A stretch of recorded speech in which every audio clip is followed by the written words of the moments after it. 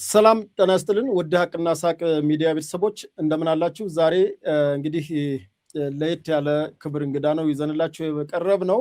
እንግዳችን እጅግ ታዋቂ በኢትዮጵያ ፖለቲካ ተጽዕኖ ፈጣሪ እንዲሁም በለውጡ ዘመን ስልጣኔ ይቅርብኝ ማቄ ይቅርብኝ ከኢትዮጵያ ሕዝብ አይበልጥም ብሎ ፊት መሪ ሆኖ የታገለ ጀግና የትግል ቀንዲላችን ነው ኤርሚያስ ለገሰ። ኤርሚያስ ለገሰን በእኔ ማስተዋወቅ ትንሽ ይከብዳል።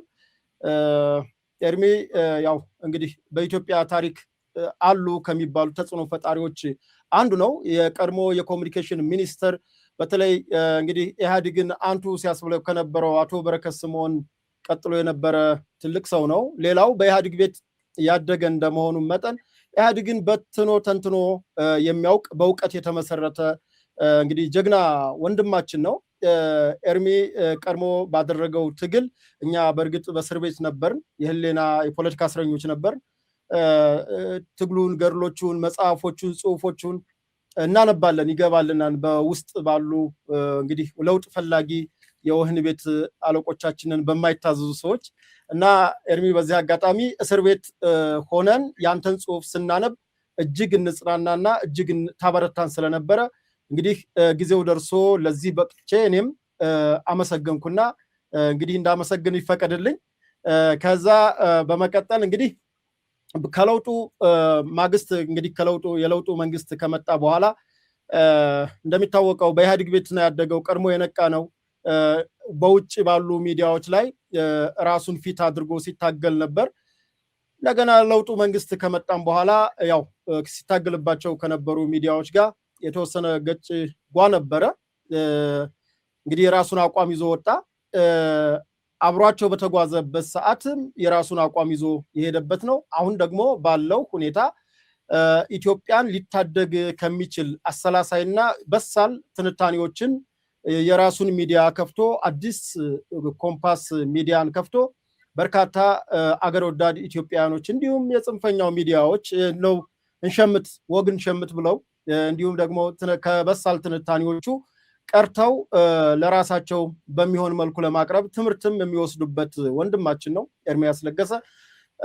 ዛሬ ደግሞ እኔ ከአዲስ አበባ እሱ ካለበት ሀገር አሜሪካ ሆነን እስኪ እንደው እዛም ያሉ ህጎችን እዚህ ኢትዮጵያ ያሉ ህጎችን እንዲሁም ደግሞ ያለውን ወቅታዊ የፖለቲካ ሁኔታ ከኤርሚያስ ሀቅና ሳቅ መውሰድ ፈለገና እኔ አቅራቢ ቴዎድሮስ አያለው የክብር እንግዳችን ኤርሚያስ ለገሰ ከአሁኑ ሰዓት ጀምሮ ሀሳብ አስተያየት እየሰጠን እንቀጥላለን።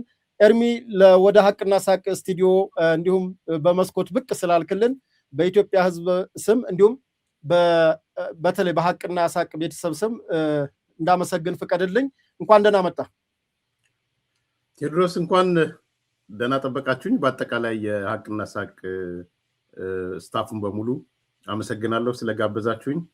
በጣም ዘለግ ያለ አስተያየት ነው የሰጠው ስለኔ በቂ ስለሆነ እንደውም በስቷልና ወደ ውይይታችን መሄድ ይችላል። በጣም አመሰግናለሁ። እግዚአብሔር ይስጥልኝ ቴዲ ስለጋበዝከኝ።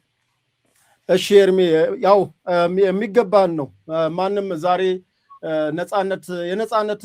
ነፃነት ምን እንደሆነ የማይገባው ብቻ የመናገር መብትም ምን እንደሆነ የማይገባው ነው። አሁን አሰስገሰስ ሆነናል። ትንሽ አንዳንዱ ሰው ወርቁን መለየት አቅቶታል ከመዳቡና ትላንት በሳት የተፈተነን ጀግና ሊያውቅ ይገባል። ከዛ በኋላ ያሉ ገጭ ሊኖሩ ይችላሉ። እንግዲህ የገባነው ሃይማኖታዊ ተቋም አይደለም። እኔ የኦርቶዶክስ እምነት ተከታይ ነኝ። ኦርቶዶክስ እምነት ሁለት አይነት ሂደት አለ። አንዱ ቀኖና ነው፣ አንዱ ደጎማ ነው። ደጎማ የሚባለው መጽሐፍ ቅዱስ ነው፣ አይቀየርም። በቃ ሰማይና ምድር ያልፋል ቃሌ ከሚያልፍ የሚለው ነው። ቀኖና ግን ስርዓተ ቤተክርስቲያን ነው። እኔ ፖለቲካን የምወስደው ከቀኖና አንጻር ስለሆነ በጊዜያት እየተሻሻሉ የሚሄዱ ናቸውና ክችች ብለህ ብትቀር ትላንትና አብዮታዊ ዲሞክራሲ ላይ ትቀር ነበር ኤርሚ። እና ሰዎች ያን ስለሚሉ ነው። እስኪ ዛሬ ሀሳብ አንስተን እንድንወያይ ከፈለኳቸው አንተንም ደግሞ የበለጠ ለሚዲያችን እንዲሁም ለእንግዶቻችን ሀሳብህን እንድትሰጥ ትንታኔ እንድታደርግልን ከምፈልጋቸው አንዱ ይሄ የጽምዶ ብሎ በተለይ የሻዕቢያ የወያኔና የጽንፈኛው ቡድን ያልተቀደሰ ጋብቻ ፈጥረዋል። በዚህ ጋብቻቸውም እንግዲህ ሁሉም የራሳቸው ግብ አላቸው። በተለይ እኔ የሚያሳዝነኝ በጽንፈኛው በዚህ የአማራ ጽንፈኛው ጎራ ያለው ቡድን ምንድነው ግቡ? ዓላማው ምንድነው ትላለህ? እንደው ኤርሚያስ ፖለቲካን እንደሚያውቅና እንደሚረዳ ሰው እንደገና በኢትዮጵያ ፖለቲካም በትልቅ ሂደት እንዳለፈ ሰው አሁን የወያኔና የአማራ ጽንፈኛው ጋብቻ እስከምን የሚቀጥል ይመስልሃል? እኔ ከህዋት በኩል ብዙ ጊዜ ሲሳሳቱ አላይም። ማለት ከያዙት መርህ አፈንግጠው እንደው መድረክም አሙቋቸው ስተው አላይም።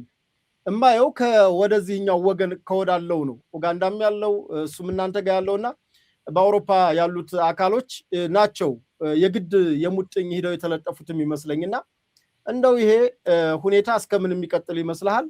ያለው ሂደት እንዴት ታየዋለህ? በተለይ ይሄ አማራ ብሔርተኛው ተነስቼበታለሁ። እንደ ኢትዮጵያዊ እናንተ እንግባባለን፣ ሁሉም ሀገራችን ነው፣ የትም ሀብት ማፍራት እንችላለን፣ የትም መኖር እንችላለን።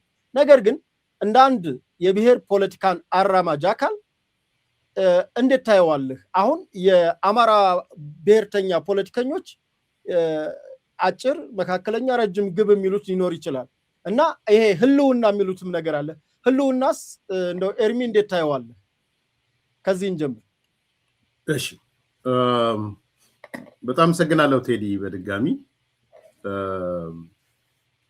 ያው ይሄ ጽምዶ የሚባለው ቃል ትንሽ ወደኋላ ሄዶ ማየት ያስፈልጋል ብዬ አምናለሁ። ወደኋላ ስንሄድ በዋናነት የሻዕቢያ ወይም የኢሳያስ መንግስት ከበረሃ ጀምሮ ከፍጥረቱ ጀምሮ ሁለት ትልልቅ ባህሪያቶች አሉት። ሁሉም ሰው ሊያውቀው የሚገባና ሊወያይበት የሚገባ ማለት ነው። ከፍጥረቱ ጀምሮ አንደኛው የሻዕቢያ መንግስት ኢሳያስ አፈወርቂን ጨምሮ ሁልጊዜም ቢሆን ጥገኛ ነው። እያንዳንዱን ታሪኩን ብታይ ከጥገኝነት ወጥቶ አያውቅም። ማለት ጥገኛ ማለት ፓራሲቲካል አይነት ባህሪ ነው ያለው። በራሱ መቆም አይችልም። የራሱ ኦክሲጅን ወስዶ አፈር ወስዶ ምግብ ሰርቶ ምናምን የሚበላ አይነት አይደለም። በባህሪው ከጅምሩ ሁልጊዜም ቢሆን የሆነ አካል ጋር ጥገኛ መሆን አለበት። ይሄ ደግሞ በኋላ የተወሰነ ላነሳለ እችላለሁ። አንደኛው ባህሪው እሱ ነው። ሁለተኛው ባህሪ ኢትዮጵያን ከመቼውም ከተፈጠረ ጀምሮ ኢትዮጵያን እንደ አገር አይደለም የሚያያት። ብዙ ሰው የሚታለለው አሁን አማራው ጋር ያልከው ኢሳያስ ኢትዮጵያን ይወዳል ወዘተ የሚል ኮንሴፕቶች የሚመጡት በስህተት የሚሆነው አንደኛ ኢትዮጵያን የሚያያት ራሱ በብሔር ከፋፍሎ ነው የሚያያት። በኋላ በዝርዝር ልንመጣበት እንችላለን። ሁለተኛ የተፈጠረውም ለኢትዮጵያ ጠላት ሆኖ እንዲያገለግል ነው የተፈጠረው። እንደምታስታውሰው መጀመሪያ የተፈጠረው ጀብሃ ነው። ጀብሃ ሲፈጠር የግብፅ ጋማል አብድ ናስር ነው የፈጠረው ጀብሃን እና ሲፈጥሩት ደግሞ ጀብሃ ኢትዮጵያ ውስጥ ኤርትራን መገንጠል እንደ ዋና ዓላማ ከኢትዮጵያ ቢኮዝ ከአባይ ወንዝ ጋር የተያያዘ ስለሆነ ማለት ነው። ከዛ ከጀብሃ ውስጥ ነው ሻዕቢያ የፈለቀው። ስለዚህ ሁለቱን ነገሮች በደንብ መረዳት ያስፈልጋል ማለት ነው። አንደኛ ሁልጊዜም ቢሆን ሻዕቢያ ጥገኛ ነው፣ በራሱ ቆሞ መሄድ አይችልም። ሁለተኛ ሁልጊዜም ቢሆን ሻዕቢያ የኢትዮጵያ ጠላት ነው። አጌነስት የኢትዮጵያ ኢንተረስት ነው ሁሌ ኢራን የሚያደርገው። የነዚህ ድምር ውጤት ላይ ክርክር ካለ አላውቅም። ዋናው መከራከሪያ ነጥብ ግን ይሄ ስለሚመስለኝ ነው። ከዛ ወደ ኋላ ስንሄድ ሻዕቢያ ጀብሃን ለማጥፋት ከህወሓት ጋር ጽምዶ ፈጠረ። ዘን ጀብሃን አጠፋ። ቀጥሎ ደግሞ ደርግን ለመዋጋት አሁንም ከህወሓት ጋር ጽምዶ ፈጠረ። ዘን ደርግን አጠፋ ወይም አሸነፈ። ከዛ ቀጥሎ ስልጣን ላይ መጣ። ስልጣን ላይ ከመጣ በኋላ መጀመሪያ ያደረገው አፋርን ነበር ማጥፋት የነበረበት። አፋር አርዱፍ በሚሉት ታውቃቸዋል። አርዱፎች አፋርን ለማጥፋት አሁንም ከህዋት ጋር ተጣመደ። ዘን ከአፋር ጋር ሆኖ ከህዋት ጋር ሆኖ አፋርን ከሞላ ጎደል ኤሊቱን በተለይ ሙሉ ለሙሉ በሚባል መልኩ አሰደደ፣ አጠፋ። እያንዳንዷን ነገሮች ተመልከት እንግዲህ ከበረሃ ጀምሮ ስልጣን ከያዘ ጀምሮ የሚያደርጋቸው። ከዛ በኋላ የኢትዮ ኤርትራ ጦርነት ሲመጣ ፍቺ መጣ በህወሓትና በሻዕቢያ መካከል። እዚህ ህወሓትም ለሁለት ተሰነጠቀ። ከዛ ምንድን ያደረገው ነው የህወሓት ተቃዋሚዎችን እነሱ የመንግስትን ተቃውሞ ሊሆን ይችላል እንዳለ የምታውቀው ተቃዋሚ በሙሉ ኤርትራ ነበር የነበረው። ግንቦት ሰባት በል አርበኞች በል ኦነግ በል ምንድነው የዚህ ጋምቤላ ነፃ አውጪ በል ሶማሌ ነፃ አውጪ የዚህ የኦጋዴን ነፃ አውጪ በሙሉ ነፃ አውጪዎች በሙሉ ተሰብስበው ያውን በብሔር ተደራጅተው የት ነው የነበሩት? ኤርትራ ነው የነበሩት። ስለዚህ እነሱን ደግሞ መጠቀም ጀመረ።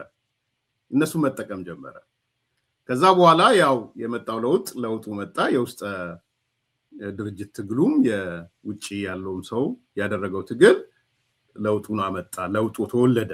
ለውጡ ሲወለድ አሁን ስለ ሻዕቢያ ስለ ጽምዶ ነው የምናወራው። ስሌት ይዞ ነው የመጣው ወደ ኢትዮጵያ። እኔ በዚህ ላይ ችግር ያለው ሰው ካለ ልክ ነው ብዬ አላምንም። ለውጡ ሲመጣ እነ ዶክተር አብይ ሲመጡ ሻዕቢያ ዓላማ ይዞ ነው የመጣው። ዓላማ ይዞ የመጣው በጋራ ለመልማት፣ በጋራ ለማደግ፣ በጋራ ለመበልጸግ አይደለም። ከመጀመሩም ያኮላሸኝ አካል አለ። እሱ በነገራችን ላይ ግልጽ እንድትሆኑ ቅድም አንስቻለሁ። ብሔሮች ነው እሱ። አሁን ህወሓት ሲል ህወሓት አይደለም ለሻዕቢያ። ህወሓት ሲል የትግራይ ህዝብ ነው። አማራ ገዢ መደብ ሲል አማራ ገዢ መደብ አልነበረም። የአማራ ህዝብ ማለት ነው። የደርግ ጊዜ ደርግን እንደ አማራ ነው የሚያየው እንደምታውቀው፣ በደንብ ዲቴይሉን አንተ ስለምታውቀው ማለት ነው። ስለዚህ ይሄ ወቅት የትግራይን ህዝብ የምመታበት በህወሓት ስም ብሎ ጌም ኦቨር ብሎ መጣ። ስለዚህ የድብቅ ፕሮጀክት ይዞ ነው የመጣው። ሲመጣ ይሄ አሁን ላይ በደንብ ውይይት የሚካሄድበት ጉዳይ ስለሆነ የሚደበቅ አይደለም። ከዛ በኋላ ያው ቲፒኤልኤፍም ጦርነት ለኮሰ፣ ሰሜን ዕዝን መታ፣ ሻዕቢያን ጋበዘው። ባይጋብዘውም ደስተኛ ነበረ። ስለዚህ ገባ ወደ ትግራይ በጦርነቱ ሲገባም በእኔ እምነት የኢትዮጵያ መንግስት ለጦርነቱ የያዘው ዓላማና ግብ ሻዕቢያ ከያዘው ዓላማና ግብ የተለየ ነው። ሻዕቢያ እንደገባ የጄኖሳይድ የሚባለው እንግዲህ በሱ በህግ መረጋገጥ ስላለበት ማጥፋት ውስጥ የገባው ለዛ ነው። አክሱም ማሳከር የፈጸመው የተለያየ ቦታ የፈጸመው በሽተኞችን በኮር አደራጅቶ ራሳቸው እንደነገሩን የትግራይ ህወሓት ሰዎች እንደነገሩን በክፍለ ጦር ደረጃ አደራጅቶ የኤችአይቪ ህሙማን የሆኑ ክፍለ ጦር ይዞ ነው ገባ። ራሳቸውን የነገሩን እኛ አይደለንም። ስለዚህ የሚፈጽመውን ነገር ፈጸመ።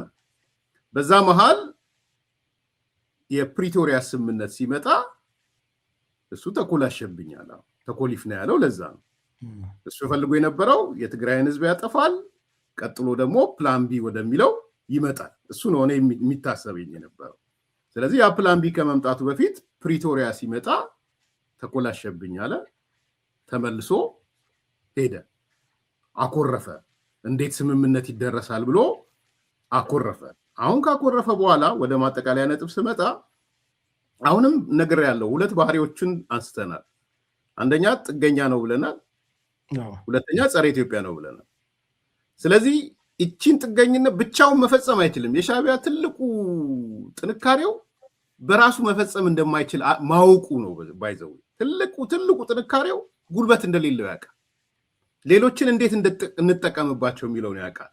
ስለዚህ ልክ ተኮለፊና ብሎ ከሄደ በኋላ አሁን ኢትዮጵያ የብሔራዊ ጥቅም ጥያቄ ስታነሳ፣ የባህር በር ወዘተ ጥያቄ ስታነሳ አደጋ ውስጥ ልገባ ነው። ምክንያቱም ጸረ ኢትዮጵያ ነው ብለናል። ጸረ ኢትዮጵያዊነቱ ገደል ሊገባበት ነው። ስለዚህ ሌላ ጽምዶ መፍጠር ነበረበት። ዘሶኮልድ ጄኖሳይድ ፈጸመብኝ እንዲፈጸምብኝ ከሚለው ጋር ሄዶ ጋብቻ ፈጸመ ማለት ነው። ስለዚህ ከህወሓት ጋር ጋብቻ ፈጸመ። ለምንድነው ጋብቻው? ቅድም እንዳልኩ ሻዕቢያ በምንም ተአምር ብቻውን መንቀሳቀስ አይችልም። ተንቀሳቅሶ ማቅ ሁሌ ጥገኛ ፓራሲቲካል ነው ሻዕቢያ። ስለዚህ ቲፒኤልኤፍ ጋር ሄደ ጽምዶ ፈጠረ።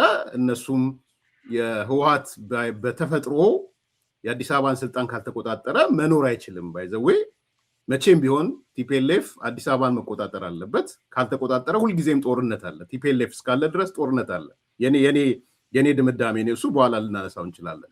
ስለዚህ ከቲፒኤልኤፎች ጋር ሆነ ጽምዶ ፈጠረ ማለት ነው። አሁን መጨረሻ ያነሳልኝ የአማራ ኃይሎች ናቸው። የአማራ ኃይሎች መጀመሪያ አካባቢ እንደው እንተውና ይሄ ድብቅ ፕላን ኤ ፕላን ቢ ምናምን የሚባለው እንተውና አብዛኞቹ ከፌዴራል መንግስቱ ጋር ሆነው ሲታገሉ የነበሩ ነበር ቲፒኤልኤፍን። ከዛ በኋላ ይሄ የፕሪቶሪያ ስምምነት ሲመጣ አይ ህወሓት ሊታረቅ ነው ከኢትዮጵያ መንግስት ጋር፣ ወልቃየት ሊሰጥብን ነው፣ ራያ ሊሰጥብን ነው፣ የታገልንበት ነገር እንትን ሊል ነው ብለው ኮዝ አለን ብለው ወደ ጫካ ገቡ። ልዩ ኃይሉ መፍረስ የለበትም ወዘተ ወዘተ የሚሉ የአማራ ጥያቄዎች አልተመለሱም የሚለው እሱን ይዘው እንቶ ይሄ ፕላን ኤ ፕላን ቢ የሚለውን ቴዲ እናንተ የምናውቀው ለጊዜው እንተውና ከላይ እነሱ የሚያነሱትን እንደ ጊቭን እንውሰደው። ብንወስደው እንኳን ያ ጥያቄ የወልቃየት የራያ ነው በዋናነት የተነሳው። አሁን የመጨረሻው ላይ ስንመጣ የህልውና ጥያቄ ብረሳሽ ቀኝ ትርሳሽ የሞትንበት ያሉትን ነገር ትተው አይ ዋነኛ ጠላታችን ብልጽግና ነው፣ ዋነኛ ጠላታችን አብይ አህመድ ነው ብለው የቱጋ ነው በምን ጉዳይ ላይ ብትላቸው መመለስ የማይችሉትን ነገር ሄደው ከቲፒኤልኤፍ ጋር ተጣመዱ ማለት ነው። ስለዚህ ከሁሉም ተጎጂው እውነት ለመናገር ባለው ጥምዶ ውስጥ የመጨረሻ ተጎጂው የአማራ ጽንፈኛው ነው።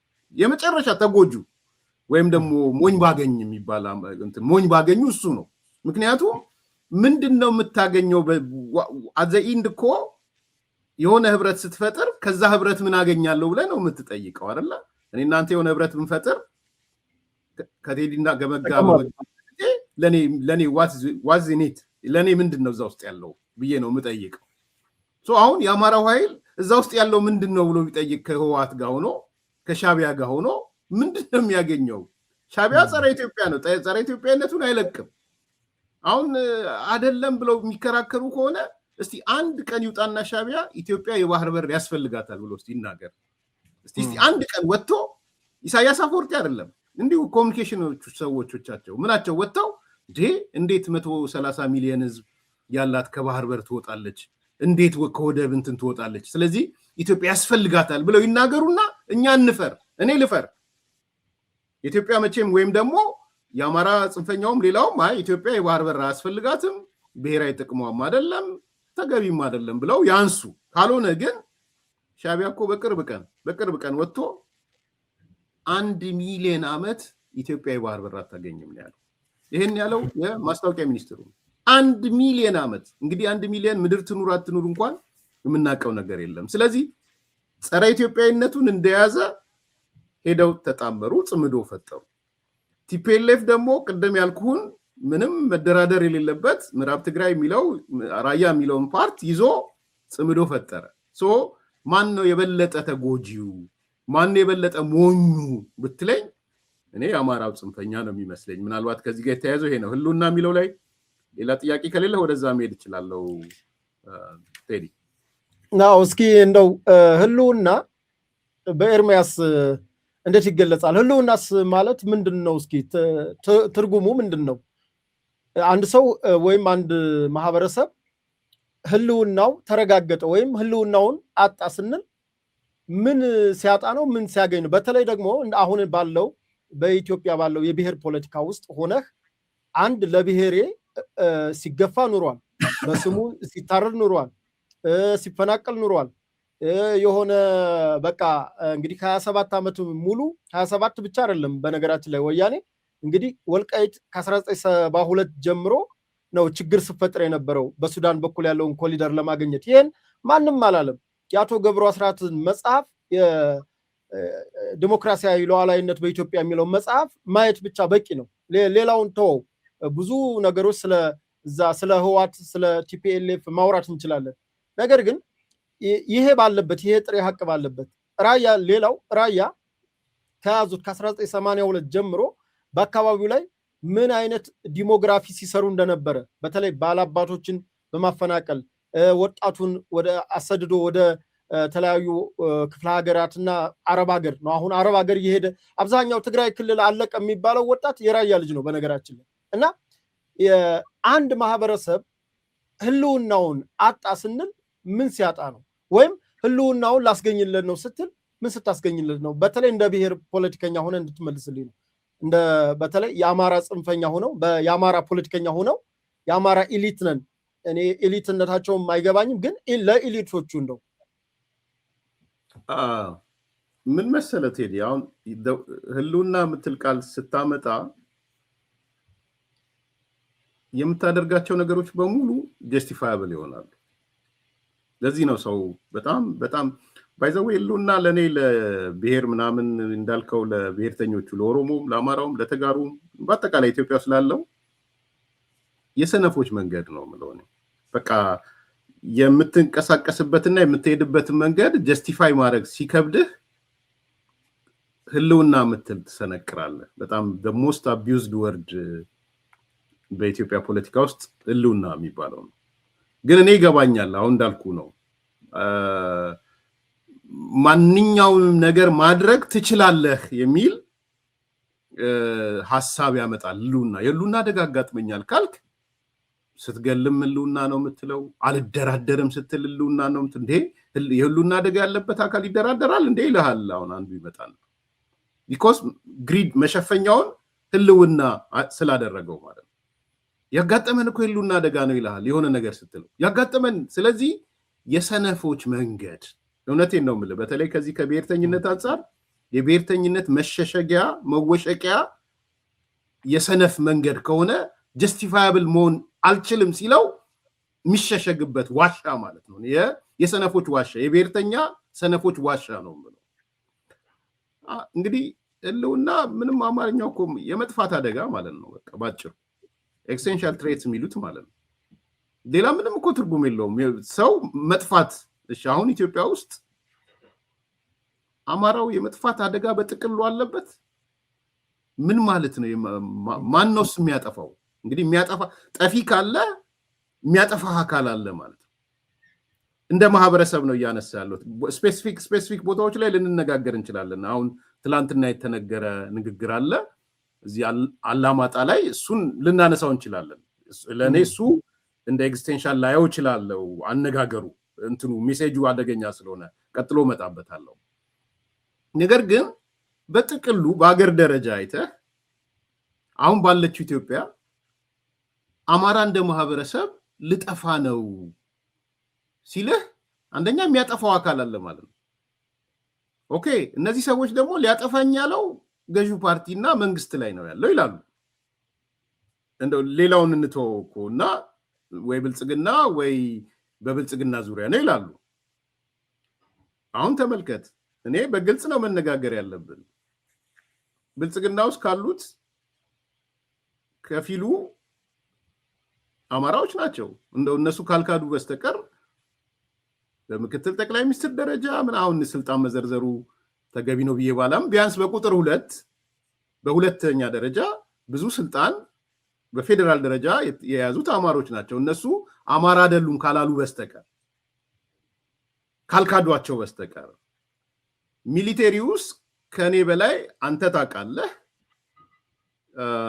ሚሊቴሪ ላይ በርግጥ የሚሊቴሪው መኮንኖች አማራ ነኝ ምናምን ነኝ እንደማይሉ ማውቃለሁ። ይቅርታ ጠይቃቸዋለሁ በዚህ አጋጣሚ በብሔር መነጽር ስመዝናቸው እኔም ስለማልወደው ማለት ነው። ግን ወደ ፋክት ደግሞ ስትሄድ ቁጥሩ ቀላል ያለው ነው የአማራ ልጆች ናቸው። እኔ ልታግዘኝ ትችላለህ። የአማራ ክልል ያለው ግጭት ውስጥ ወይም ጦርነት የምንበለው ምንም ውስጥ አብዛኞቹ አዛዦች ብትወስዳቸው የአማራ ልጆች ናቸው። እንግዲህ እነሱ ካልካዷቸው በስተቀር ኦኬ ሶ አማራውን ነው የሚያጠፋው ማለት ነው።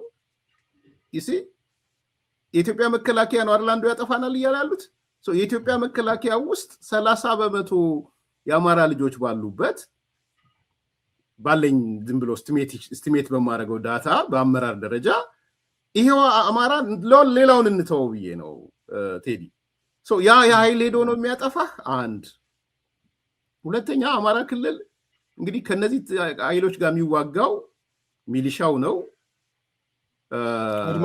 ማበተናው ነው እና እንትን ነው ምንድነው ሶስተኛው ፖሊስ ነው አይደለም ሶስቱ ናቸው ያሉት ሚሊሻ አድማ ብተናና የሰላም ዘብ አለ የሰላም ዘቦች ከሚሊሻ ይለያሉ እነሱ ከሚሊሻ ግዴታ አይለባቸውም ልክ ይሄ ሚሽን እንዳለቀ ይቀመጣሉ ወደ የቤታቸው ኦኬ የአካባቢ ጥበቃ አይነት ነገር ነው ማለት ነው መከላከያ ነው አካባቢያችሁን ጠብቁ ብሎ የራሱን የአማራ ተወላጆችን ራሱ እዛው አማራም ብቻ አይደለም ኦሮሚያም ላይ አለ የሰላም ዘብ ችግር ባለባቸው አዲስ አበባም እንዳለ ሰምቻለሁ አዲስ አበባም አለ ኦኬ እሺ እንሂድ የሰላም ዘብ ሚሊሻ አድማ ብተናና ፖሊስ አማራ ክልል እነዚህ አራት የጸጥታ መዋቅሮች ውስጥ ሌላ አካል ነው ያለው እንደው ማለት ሌላ አካል ማለት ወላይታው ነው ያለው ኦሮሞ ነው ያለው ሲዳማው ነው ያለው በእነሱ ቋንቋ ልናገር ብዬ ነው ሶ የህልውና አደጋ ከሆነ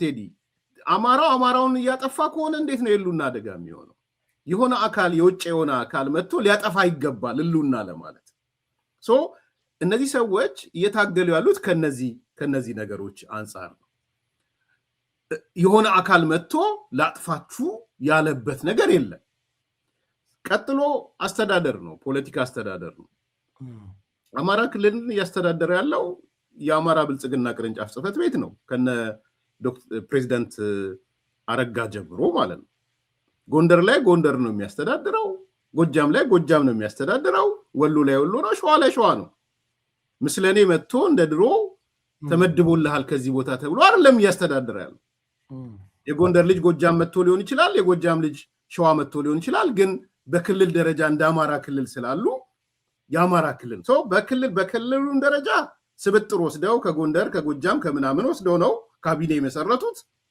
በዞን ደረጃም በአብዛኛው ምገምተው የዞኑ ሰዎች ናቸው እያስተዳደሩ ያሉት የጎንደር ሰው ጎንደር ላይ ያስተዳድራል ብዬ ስለምጠብቅ ማለት ነው የተለየ ነገር ካለ አላቅም ኦሮሚያ ላይ ብዙ ጊዜ ሪሻፍል ያደርጋሉ እንደዛ አይነት ነገር አማራ ክልል ብዙ አልሰማም ቢያደርግም ግን አማራው ነው እያስተዳደረ ያለው ሶ ፖለቲካ መስተዳድሩ አማራ በሆነበት የጸጥታ መዋቅሩ አማራ በሆነበት የኢኮኖሚ ውሳኔ የምትወስነው በጀት ምክር ቤት ምናምን የሚባለው አማራው በሆነበት ከዛ በኋላ የበጀት ድልድል ሰራተኛ ቅጥርህ ምን አማራ በሆነበት ሪሶርስህን የምታስተዳድረው አንተ በሆንክበት ሪሶርስ ማለት እኔ ሌሎች ብሔር ወይ ኦሮሞ ወይ ሆኖ መጥቶ ይሄ እኔ ነው እያለ እየወሰደ ያለ አይመስለኝም ኢንቨስተሮች ሊመጡ ይችላሉ ኢንቨስተር ደግሞ ኢትዮጵያ ውስጥ የትም ቦታ ሙቭ ማድረግ ይችላል ኦሮሚያም ላይ ያሉ የአማራ ኢንቨስተሮች አሉ መኖርም ግዴታቸው ነው ወላይታ ሲዳማ ሌላም ቦታ አሉ ግድ ነው እሱ ኢትዮጵያዊ ስለሆነ ስለዚህ ሪሶርሳቸው የሚያስተዳድሩት እነሱ ሶ ከምክር ቤቱ ጀምረ ከስራ አስፈጻሚው ጀምረ ከካቢኔው ጀምረ ዞኖቹ ወረዳዎቹን ቀጥሎ ደግሞ የጸጥታ መዋቅሩን ይዘህ እነዚህ በሙሉ የራስ በሆኑበት ኢንክሉዲንግ መከላከያ ነው ያልኩህ ቴዲ በደንብ ክሊር እንዲሆን ምክንያቱም የተዋጋን ያለነው ከመከላከያ ስለሚሉ ማለት ነው ይሄ ሁሉ በሆነበት የቱ ጋ ነው ህልውና የሚባለው የሚመጣው ይሄ ማለት እንዳይምታታ የመጥፋት አደጋ ነው እያነሳን ያለው ልጠፋ ነው ስለተባለ ማለት ነው ያ ማለት ግን የአማራ ጥያቄ የለውም ማለት አይደለም ቴዲ እዚህ ጋር የሚደበላለቀው ነገር እሱ የአማራ በጣም ያልተመለሱ ማዕት ጥያቄዎች አሉት ማዕት ኔሰሰርሊ በብሔርተኝነት ይፈታሉ ማለት አይደለም ግን ጥያቄዎች አሉት የህገ መንግስት ጥያቄ አለው እኔ የምደግፈው የህገ መንግስት ጥያቄ አለው የህገ መንግስቱ ፕሪያምብል ከህገ መንግስት ከተሳትፎ ጀምሮ እንግዲህ እንደ ማህበረሰብ አልተሳተፍንበትም ካልክ እውቅና መስጠት አለብህ አልተሳተፍንም ብለዋል ማህበረሰቡ ከሌ ተሳትፏል ከሌ ምናምን ልትል ትችላለህ ግን በቃ እንደ ማህበረሰብ አልተሳተፍንም ማለት አንድ ሁለተኛ ይዘቱ ከፕሪያምብሉ ቅድም እንዳልኩ የጭቆናን ማዕከል ያደረገ የብሔር ብሔረሰቦች የተዛባ ግንኙነት ብሎ እሱን ጨቋኝ የሚያደርግ ሌሎቹን ተጨቋኝ የሚያደርግ ከዛ በኋላ እሱ ደግሞ የማይፈልጋቸው የአንቀጽ 39 ጥያቄዎች ወዘተ ብታይ ከህገ መንግስቱ አንጻር የአማራ ህዝብ ጥያቄ አለው። ይሄ ጥያቄ ከህልውና ጋር መተሳሰር የለበት፣ መፈታት አለበት። የህገ መንግስት ጥያቄ የአማራ ህዝብ ጥያቄ አለው፣ የኢኮኖሚ ጥያቄ አለው፣ የፍትሃዊነት ጥያቄ አለው። ፍትሃዊ አልነበረም። እኔ ያስታውሳለሁ አንድ ነፍሱን ይማርና ተስፋ የሚባል በለውጡ ጊዜ የነበረ ሰው የኢኮኖሚ ጉዳይ መሰለኝ እና እሱ የሚያነሳቸው ትዝ ይል ሆነ መብራት በደርግ ጊዜ እንኳን የነበሩ መብራት ስቴሽኖች አልተቀየሩም በ27 ዓመት ውስጥ። እሱም ሲያነሳ አስታውሳለሁ። ተስፋ ህይወቱ አልፏል። ልክ ነው። በለውጡ ሰዓት ነው እንደውም ህይወታቸው ያረፈው። አቶ ተስፋዬ ሲያነሱት ከነበረው ፍትሃዊ ሀብት ክፍፍል በተለይ ደግሞ ከጭስ አባይ ተነስቶ ወደ መቀሌ የሚሄድ መብራት አለ። ጋይንት ጨለማ ነው። ከደርግ ጊዜ ጀምሮ የተተከሉ ስቴሽኖች ብቻ ነው ያሉት። ሌላ ጋይንት ጨለማ ነው። ወልዲያ ጨለማ ነው። በወልዲያ ነው የሚያልፈው፣ በጋይንት ያልፋል። በኋላ 97 ምርጫ 97 እንደ ምርጫው እና ማን ነው እንደ መብራቱም ምርጫው ማን ነው እንደ መብራቱም ምርጫው የሚለፈን ምን ሰርታችሁልን ነው ምን መርጣችሁ ሲባሉ በአድኖች ከየትም ብለው ነው ለጋይንት ከተማ ይችን በደንብ አስምርልኝ። ለጋይንት ከተማ 1997 ነው በጄኔሬተር የ6 ሰዓት መብራት ያገኘችው ጋይንት። እንግዲህ በደቡብ ጎንደር በጣም ስመገናና የሆነች ላይኛው ንፋስ መውጫ ማለት ነው። ላይ ንፋስ መውጫ ታችኛው ንፋስ መውጫ አለ፣ ጋይንት ነው ከተማው። እና ለጋይንት ለዚች ትልቅ ከተማ መብራት ያገኘችው ምርጫ 97ን ተከትሎ ነው። እና በጣም መኪና ያላየ እኮ ማህበረሰብ ያለበት ነው። በነገራችን ላይ እኔ አሁን ስለ አማራ የተፈረጀው አለ ይሄ አብዮታዊ ዲሞክራሲ ላይ እንግዲህ የጨቋኝ ተጨቋኝ ትርክት አለ። ገዢ መደብ በሚለው አሁን ቅድም እንዳልከው ሻዕቢያ ገዢ መደብ በሚለው ሳይሆን እንዳጠቃላይ አማራ በሚለው ነው። ወያኔንም ካነሳ የጫካ ውሏ የደደቢት ውሉ በብሔር ደረጃ አማራን የሚጠላ በእምነት ደረጃ ኦርቶዶክስን የሚጠላ ኦርቶዶክስና አማራ የትግራይ ማህበረሰብ ጥላት ነው ብለው የተነሱ እንደ ፖለቲካ ብቻ አይደለም እንደ ማህበረሰብ ነው ጥላቻቸው የህዋት ነው። ይሄ የህዋት ማኒፌስቶ ላይ ያልደረቀ ያለ አሁንም ያለ ነው። አልቀየሩም፣ ይቅርታ አልጠየቁም። እኔ አሁን ራሱ ጽምዶ የገቡ ልጆች ይሄን ማህበረሰብ በምን ያክል ሊክሱት ነው?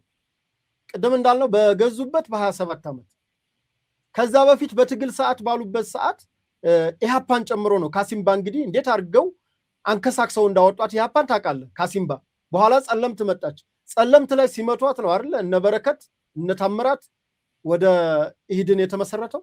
ኢህድን ገቡ ከጸለምት ነው 1972 ነው ኢህድን የተፈጠረው። ከዛ ጀምሮ ያለውን ሂደት ስትመጣ ጸረ አማራ ጸረ ኦርቶዶክስ ሂደት ነው የሚመጡት። ለዚህ ይፋ ይቅርታ አልጠየቁም። ኢሳያስም ቢሆን የብልጥ ልጅ አካሄድ ጎንደር መጥቶ ከስንት ጊዜ ዓመተ ምህረት የተዘጋ ቤትን ቁልፉን ሲሰጧቸው ነው። ልክ ባለፈው ክቡር ጠቅላይ ሚኒስትሩ እኛ አሰብ ላይ ንብረቶች አሉን፣ ሀብቶች አሉን፣ አስመራም ላይ ምጽዋም ላይ እነዛን ሀብቶች አላስረከበም የሻዕቢያ መንግስት። የሚገርምህ ግን እነሱ የሻዕቢያ ሰዎች ጎንደርም ላይ ተረክበዋል፣ አዲስ አበባ ላይ ተረክበው ሽጠዋል። እና እሱ ነው እና አቶ ተስፋዬ በሰዓቱ ያነሱት ፍትሃዊነትን ፍትሃዊነት የለም እንደውም መርዘዋቸውም ነው ይባላል፣ የሆነም ነገር ይባላል። እሳቸው ናቸው ልክ ነህ ላግዝ ብዬ ነው። ሌላው እንደው ካነሳው ከአሳታፊነት አንጻር ካነሳው በፊት እኮ በአደን ቁመናውን ራሱ በአደን ሆኖ አልቆመም እኮ ራሱ ከስያሜውን ጀምሮ በአደን የሚባለው ድርጅት ለአማራ ህዝብ ቆምኩለት የሚለው ድርጅት አማራን የመምቻ ይሄ ምንድነው ኦፌላ ይሄ ማዕከላዊ የምትገባበት የምትሰቀልበት ተቀይዶ አማራን ቀይዶ እንዲገረፍ ያመቻቸ ራሱ እኮ ነው። ጨቋኝ መደብ እያለ ነፍጠኛን ሲያስተምር የነበረው ነፍጠኛ ለዛውም ይብራራልኝ ሳይል ተው የህገ መንግስቱን ይሄ ተዘዋውሮ በቋንቋ በትርጉም መጥቶ አንተን የሚያጠቃህን አይደለም። ለሌሎች ክልሎች መብት የሰጠው አለ። ለምሳሌ ሌሎች ክልሎች ክልሉን የራሳቸው ባለቤትነት ይሄ ታውቀዋለህ። ፌዴራሊዝሙ ላይ ክልሎች የራሳቸው ስልጣን አላቸው፣ ህገ መንግስት አላቸው። ሁሉም በህገ መንግስታቸው ክልሉ የራሳቸው እንደሆነ አድርጎ ያረጋግጣል። የአማራ ክልሉ እንደዛ ያረጋግጥም። አማራ ክልል ላይ የሚገርምህ ብዝሃነት አለ። ማህበረሰቦችን አይጨፈልቅም። አማራ ክልሉ ህገ መንግስት ራሱ ብሔራዊ ማን ነው የክልሉ መዝሙር እኮ የታታሪ ህዝቦች የሚለው መዝሙር ሌሎችን ማህበረሰቦች ጋር ተባብረን ነው የሚለው። ሌላው ጋር ስትገባ ግን የጨቋኝ ተጨቋኝ ትርክት ያለበት ይህን ደግሞ ማንም አልሰጠም። ህዋት ወያኔ ነች። ወያኔ ኢህአዴግ ስርዓት ነው ይህንን ለክልሎቹ ጽፎ እንካችሁ የአማራ መቀጥቀጫ ዱላ ይሄውላችሁ ብሎ የሰጠው። ሌላው አሁን ርስት ከሚባለው እኔ ቅድም ነገር ያለው አቋሜን ኤርሚ እንተዋወቃለን። አቋማችን ኢትዮጵያዊ ነን። ብንችል እንደ ኢትዮጵያ እንኖራለን ብንችል ካልቻልን ደግሞ እየታገልን ይህ ሀሳቤ እንዲመጣ እናደርጋለን እንጂ አሁን በብሔር ስልቻ ገብቼ የእንትና ርስት ይሄ ነው፣ የአማራ ርስት ይሄ ነው፣ የኦሮሞ ርስት ይሄ ነው እያልኩ እዛ የጋሪዎች የድንጋይ ዘመን ውስጥ መዳከር አልፈልግም። እንደ ኢትዮጵያ እንደ ሰው ልጅ የሰው ልጅ መኖር ካለበት መኖር አለበት፣ መብላት ካለበት መብላት አለበት። ቢያንስ ይሄ የሰው ልጅ ኮመን 3 መሰረታዊ ፍላጎት አለ። ልብስ፣ መጠለያ፣ ምግብ ማግኘት አለበት ብዬ አምናለሁ። የትም ቢሆን እናንተ ኢትዮጵያውያኖቹ ሌላ ሀገር ሂዳችሁ እንደ ልብ እየኖራችሁ እንዴት ነው ኢትዮጵያዊ በሀገሩ በነፃነት ሰርቶ የማይለወጠው ሰርቶ የማይንቀሳቀሰው?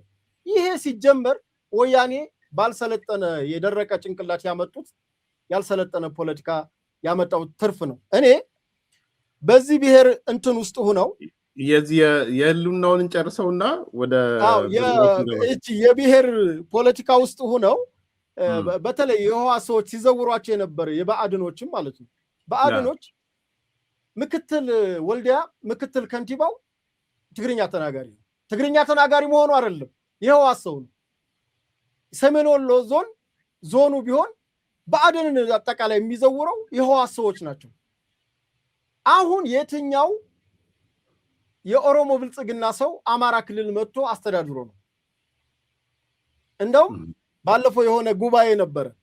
በዛ ጉባኤ ብልጽግና የአማራ ክልልን ሰዎች ወደ ኦሮሚያ የኦሮሚያን ወደ አማራ ክልል አምጥቶ የተወሰነ ይሄ ህብረ ብሔራዊነት ወደፊት የምንፈልገውን እኔ ኦባንግ ቢመራው ምን አገባኝ? እኔ አማራ ክልልን ወልዲያ ከተማን የተሻለ ሰው መጥቶ ከኦሮሚያ የሚምጣ ከሶማሌ የሚምጣ ከትግራይ የሚምጣ በኢትዮጵያዊነት ህሳቤ ልክ ሆኖ የሀገር ፍቅር ስሜት ይዞ ከሌላ ጥላቻ ከሌላ እንትን ውጭ ሆኖ እንደ ኢትዮጵያዊ እኮ ቢያስተዳድር እንደውም ምንድነው አንድ ሰው ለማዘዝም የሚቀልህ ከተወለድከው አብሮ ማደግ ያው ታውቀዋለህ።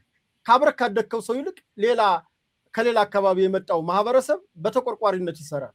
ነገር ግን ብሔርተኝነት የወለደው በአሁኑ ሰዓት ከለውጡ በኋላ አማራ ክልልን ከኔ በላይ የሚያስረዳ ስለሌለ ወጥተውም ስለማይናገሩ አማራ ክልል በአሁኑ ሰዓት በልጆቹ ነው እየተዳደረ ያለው።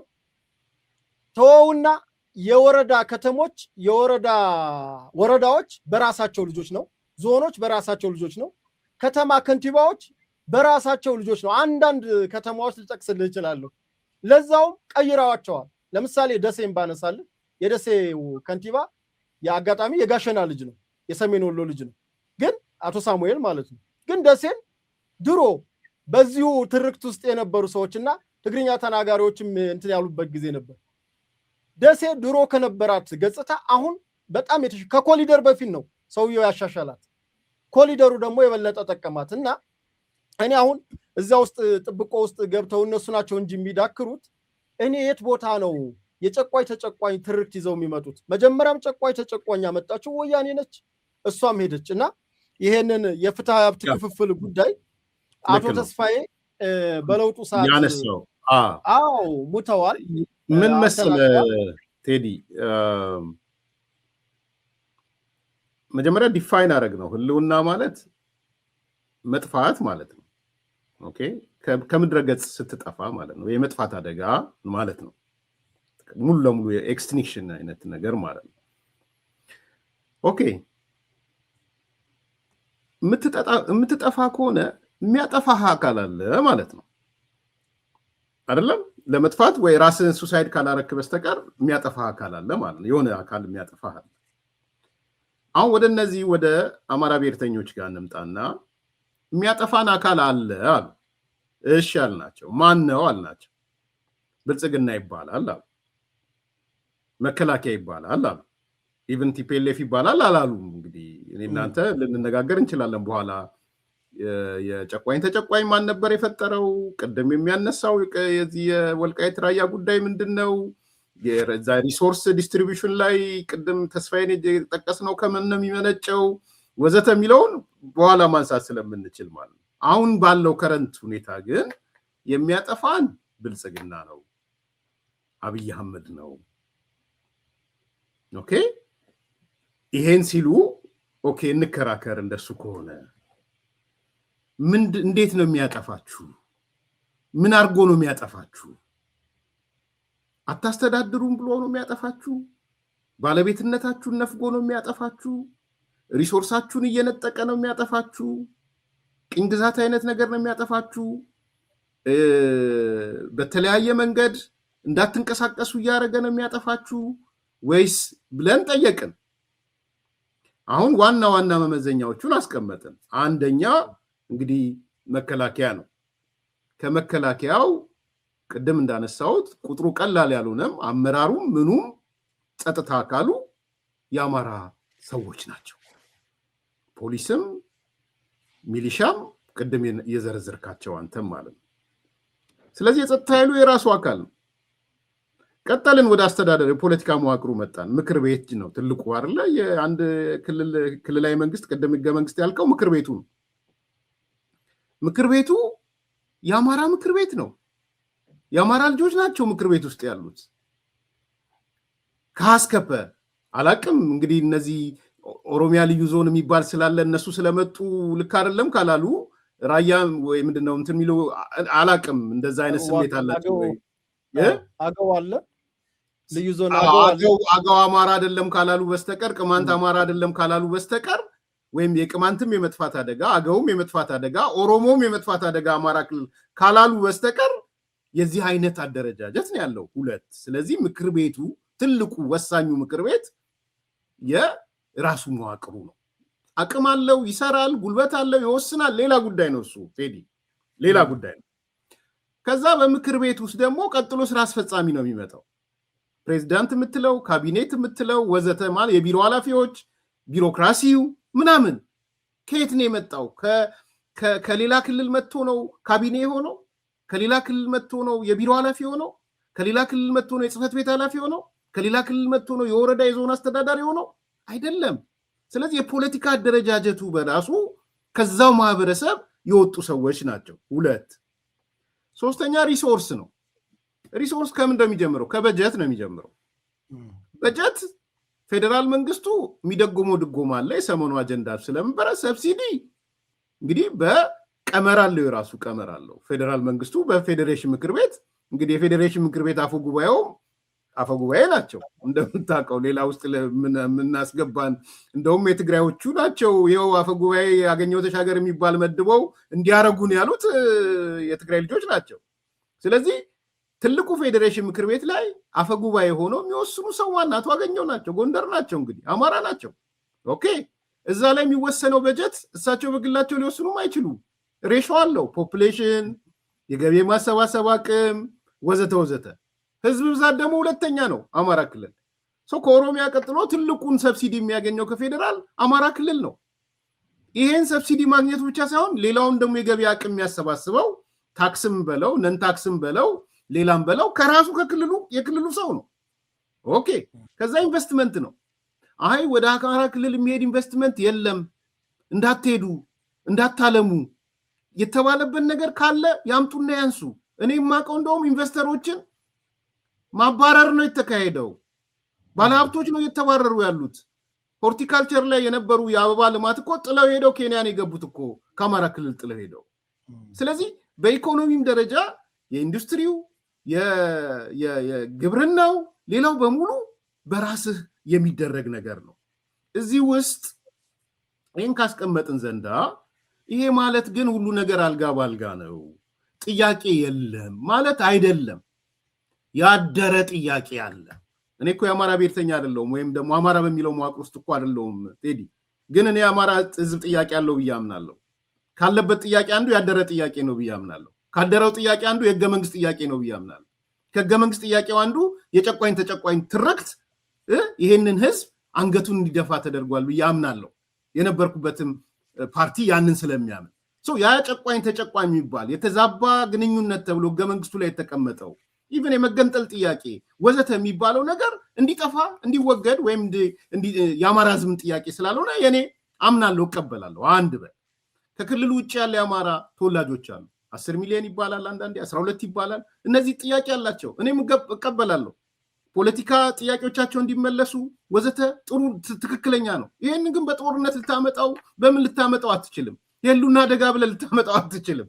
ኦሮሚያ ክልል ውስጥ የሚኖረው አማራ የኦሮሚያ ክልል መንግስት ጋር ተነጋግረህ ተደራድረህ ነው ጥቅሙን የምታስጠብቅለት። ሶማሌ ክልል የሚኖረው አማራ ጥቅሙን የምታስጠብቃት ከነ ሙስጠፌ ጋር ተነጋግረህ ነው። ዛሬ እነ ሙስጠፌ እኮ ስለመጣ ነው አሁን አማራ ክልል እኔ የምሰማውና ሶማሌ ክልል ላይ አማራ በጣም ደስተኛ ሆኖ ነው የሚኖሩት። እንደ ድሮ ተጨናንቀው እንደ አብዲሌ ዘመን እየተፈለጉ ምናምን አይደለም የምሰማው። ለምንድን ነው የሆነው? ይሄ ካስተዳደሩ መልካም አስተዳደር የሚያመጣ አካል ስለመጣ ሶማሌ ክልል ላይ አሁን አማራው እንትን አይሆንም። ደሴም ኦሮሚያ ላይ ትደራደራለህ። ከክልሉ ውጭ ያለውን አማራ ጥያቄ ያለው ያን ጥያቄ የምትመልሰው ግን የህልውና አደጋ ብለህ አይደለም የምትመልሰው፣ በመነጋገር በመወያየት ነው። ስለዚህ እኔ በሶኮልድ ህልውና የምትባለው በተለይ ከአማራ ጋር ተያይዞ በተለይ ከብልጽግና ወይም ካለው መንግስት ጋር ተያይዞ የመደበቂያ ዋሻ አጀንዳ ያጠራቸው ሰዎች ዋሻ። ለምንድን ነው ወደ ድርድር የማትመጡት? ለምንድን ነው ወደ ውይይት የማትመጡት? ለምንድን ነው ወደ ንግግር የማትመጡት ስትላቸው ሌላ ምንም መደበቂያ ስለሌላቸው የህልውና አደጋ የህልውና አደጋ የህልውና አደጋ ይላል። ምንድን ነው የህልውና አደጋ ስትላቸው ግን ዲፋይን የሚያደርጉት ነገር የለም። ቀደም እንዳነሳሁት ግን የህልውና አደጋ የሚጋርጡ ህገ መንግስታዊ የሆኑ ትክክል ነው። አሁን አማራ ትላንትና ስሰማው የነበረ አንድ ቪዲዮ አይ ዶንት ኖ ሰምተዋል ብዬ አስባለሁ። እና የዚህ አላማጣ ላይ ያለው የዚህ የደቡብ ትግራይ አስተዳዳሪው ስሙ ማን ነበረ?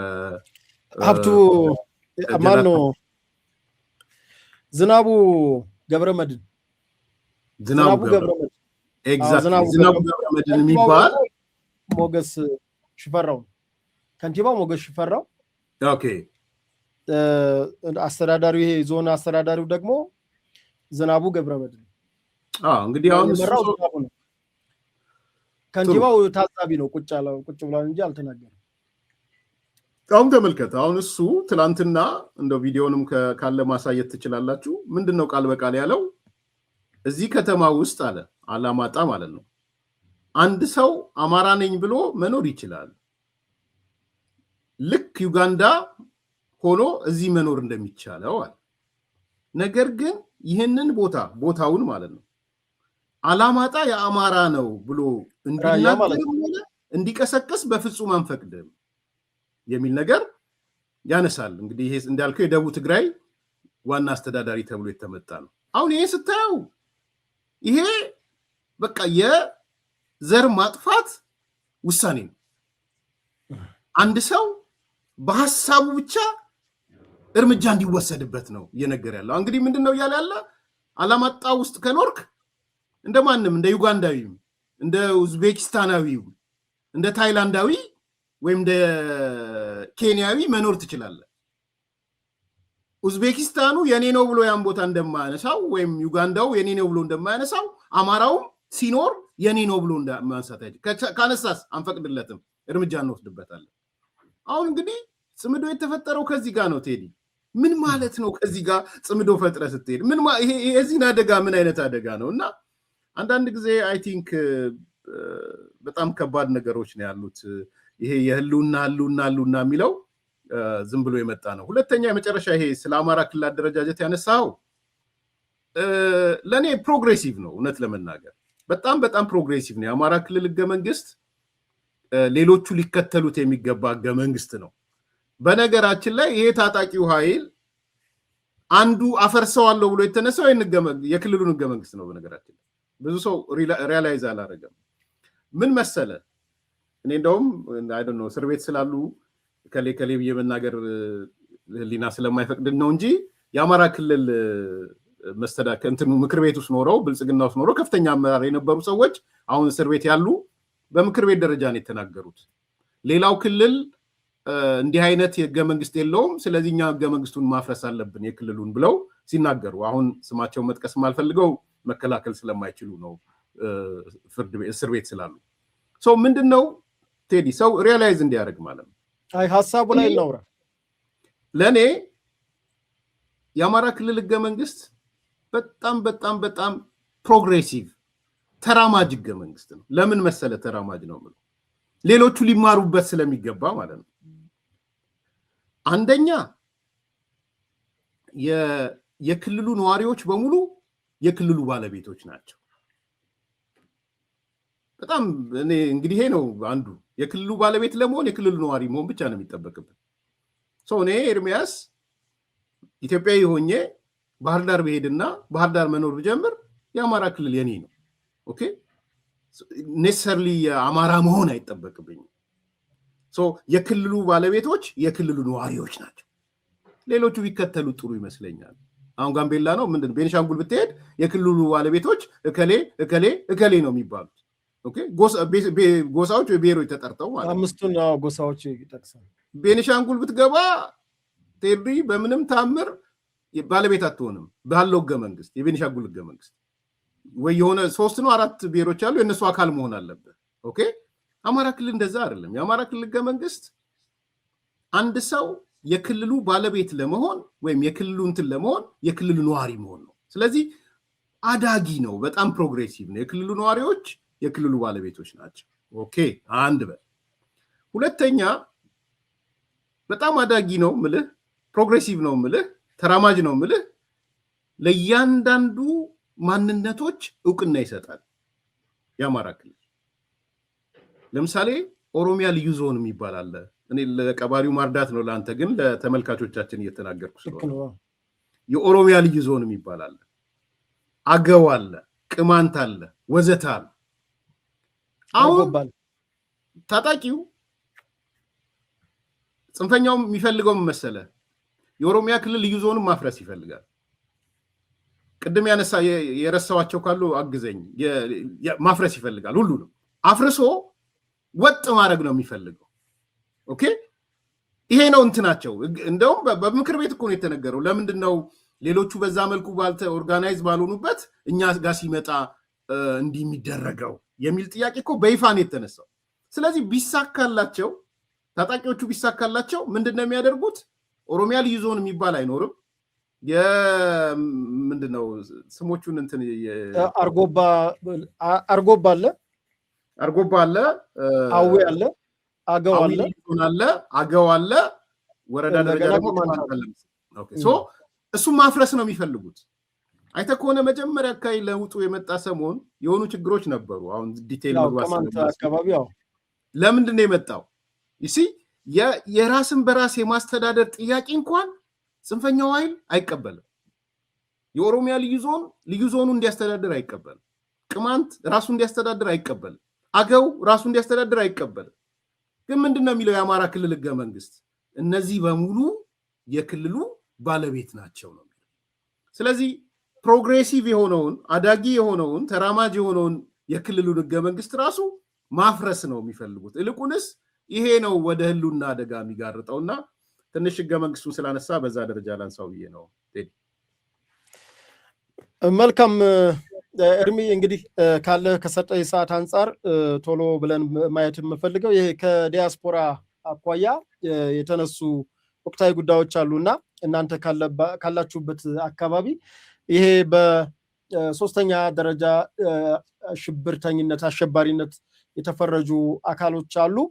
እንዲሁም ደግሞ ባለፈው በቲፒኤስ ጉዳያቸው እየታየ ያሉ አካላት አሉ። እነዚህ አካላት እነማን ናቸው? ምንስ እንድምታለው? ያው የአሜሪካ ፖለቲካ እንደው ባጭሩ ለማንሳት ፕሬዚዳንት ትራምፕ ከመጣ በኋላ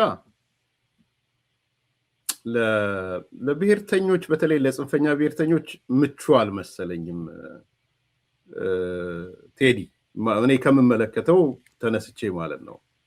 አሁን መጨረሻ ያነሳኸው ይሄ 3ኛ ደረጃ የሽብርተኝነት ፍረጃ መጀመሪያ ሰሞን አይተህ ከሆነ አንድ ልጅ ነበረ የተባረረው።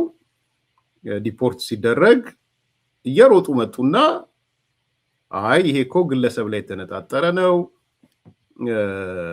ኬዝ ባይ ኬዝ ነው የሚታየው፣ ስለዚህ ፋኖ ወይም ምናምን አይመለከትም ብለው ለአንድ ሳምንት ይሆናል ሚዲያውን ሲሰሩት የነበረው እና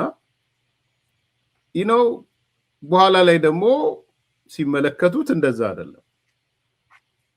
ምንድነው ዴፊኒሽኑ? 3ኛ ደረጃ ሽብርተኝነት ከ1ኛ ደረጃ እና ከ2ኛ ደረጃ በምንድን ነው የሚለየው ብለህ ብታይ 1ኛውና 2ኛው በስቴት ዲፓርትመንት የዚህ የውጭ ጉዳይ መስሪያ ቤት የሚባለው በሱ ሲፈረጅ ነው። 3ኛ የሚባለው በስቴት ዲፓርትመንቱ አይፈረጅም። ልዩነቱ እሱ ነው። አይፈረጅም።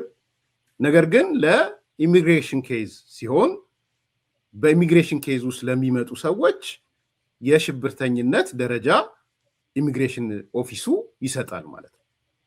ስለዚህ መጀመሪያ ላይ እንደ ግለሰብ የሆነ ሰውየውን ረሳሁት፣ እከሌ ነው የከሌ ኬዝ ነው የከሌ ኬዝ ነው ጠቅላላ ሚዲያው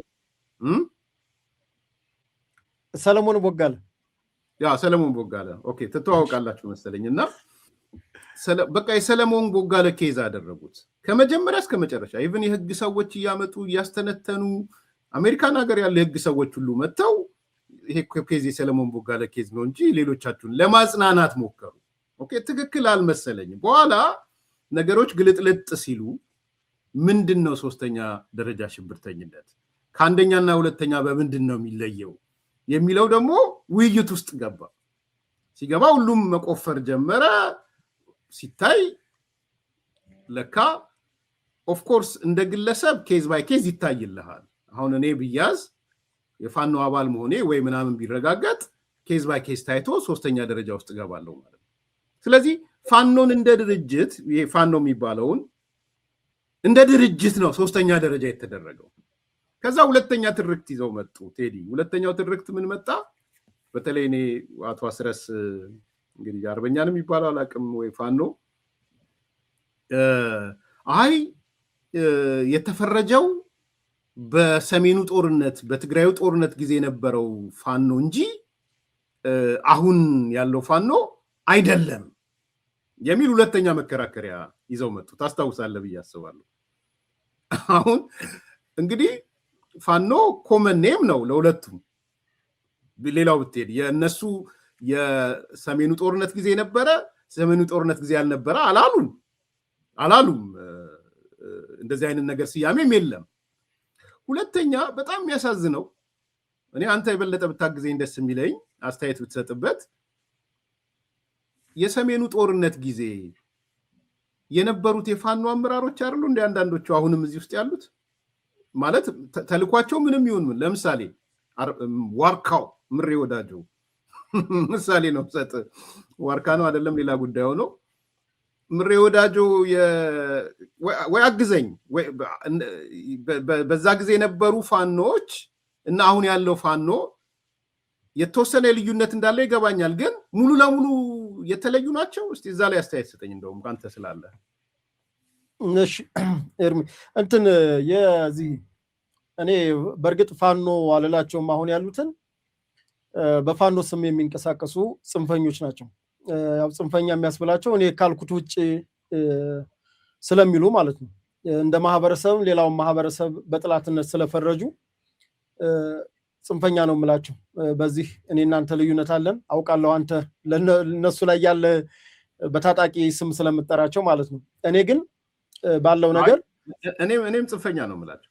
መልካም እንግዳውስ እሱ ካግባባን ከዚህ በፊት ስለማይ ነው እና በሱ ካግባባን ኬዙን ወደ ጽምዶ ከገባ ወደ ኤርትራ ከገባ በኋላ የአማራ ኮዝ የላቸውም እየወጣው እኮ የአማራ ኮዝ ሳይኖራቸው ሲቀር በፊት ሆነስትሊ ልንገር የአማራ ኮዝ አላቸው ብዬ አምን ነበረ።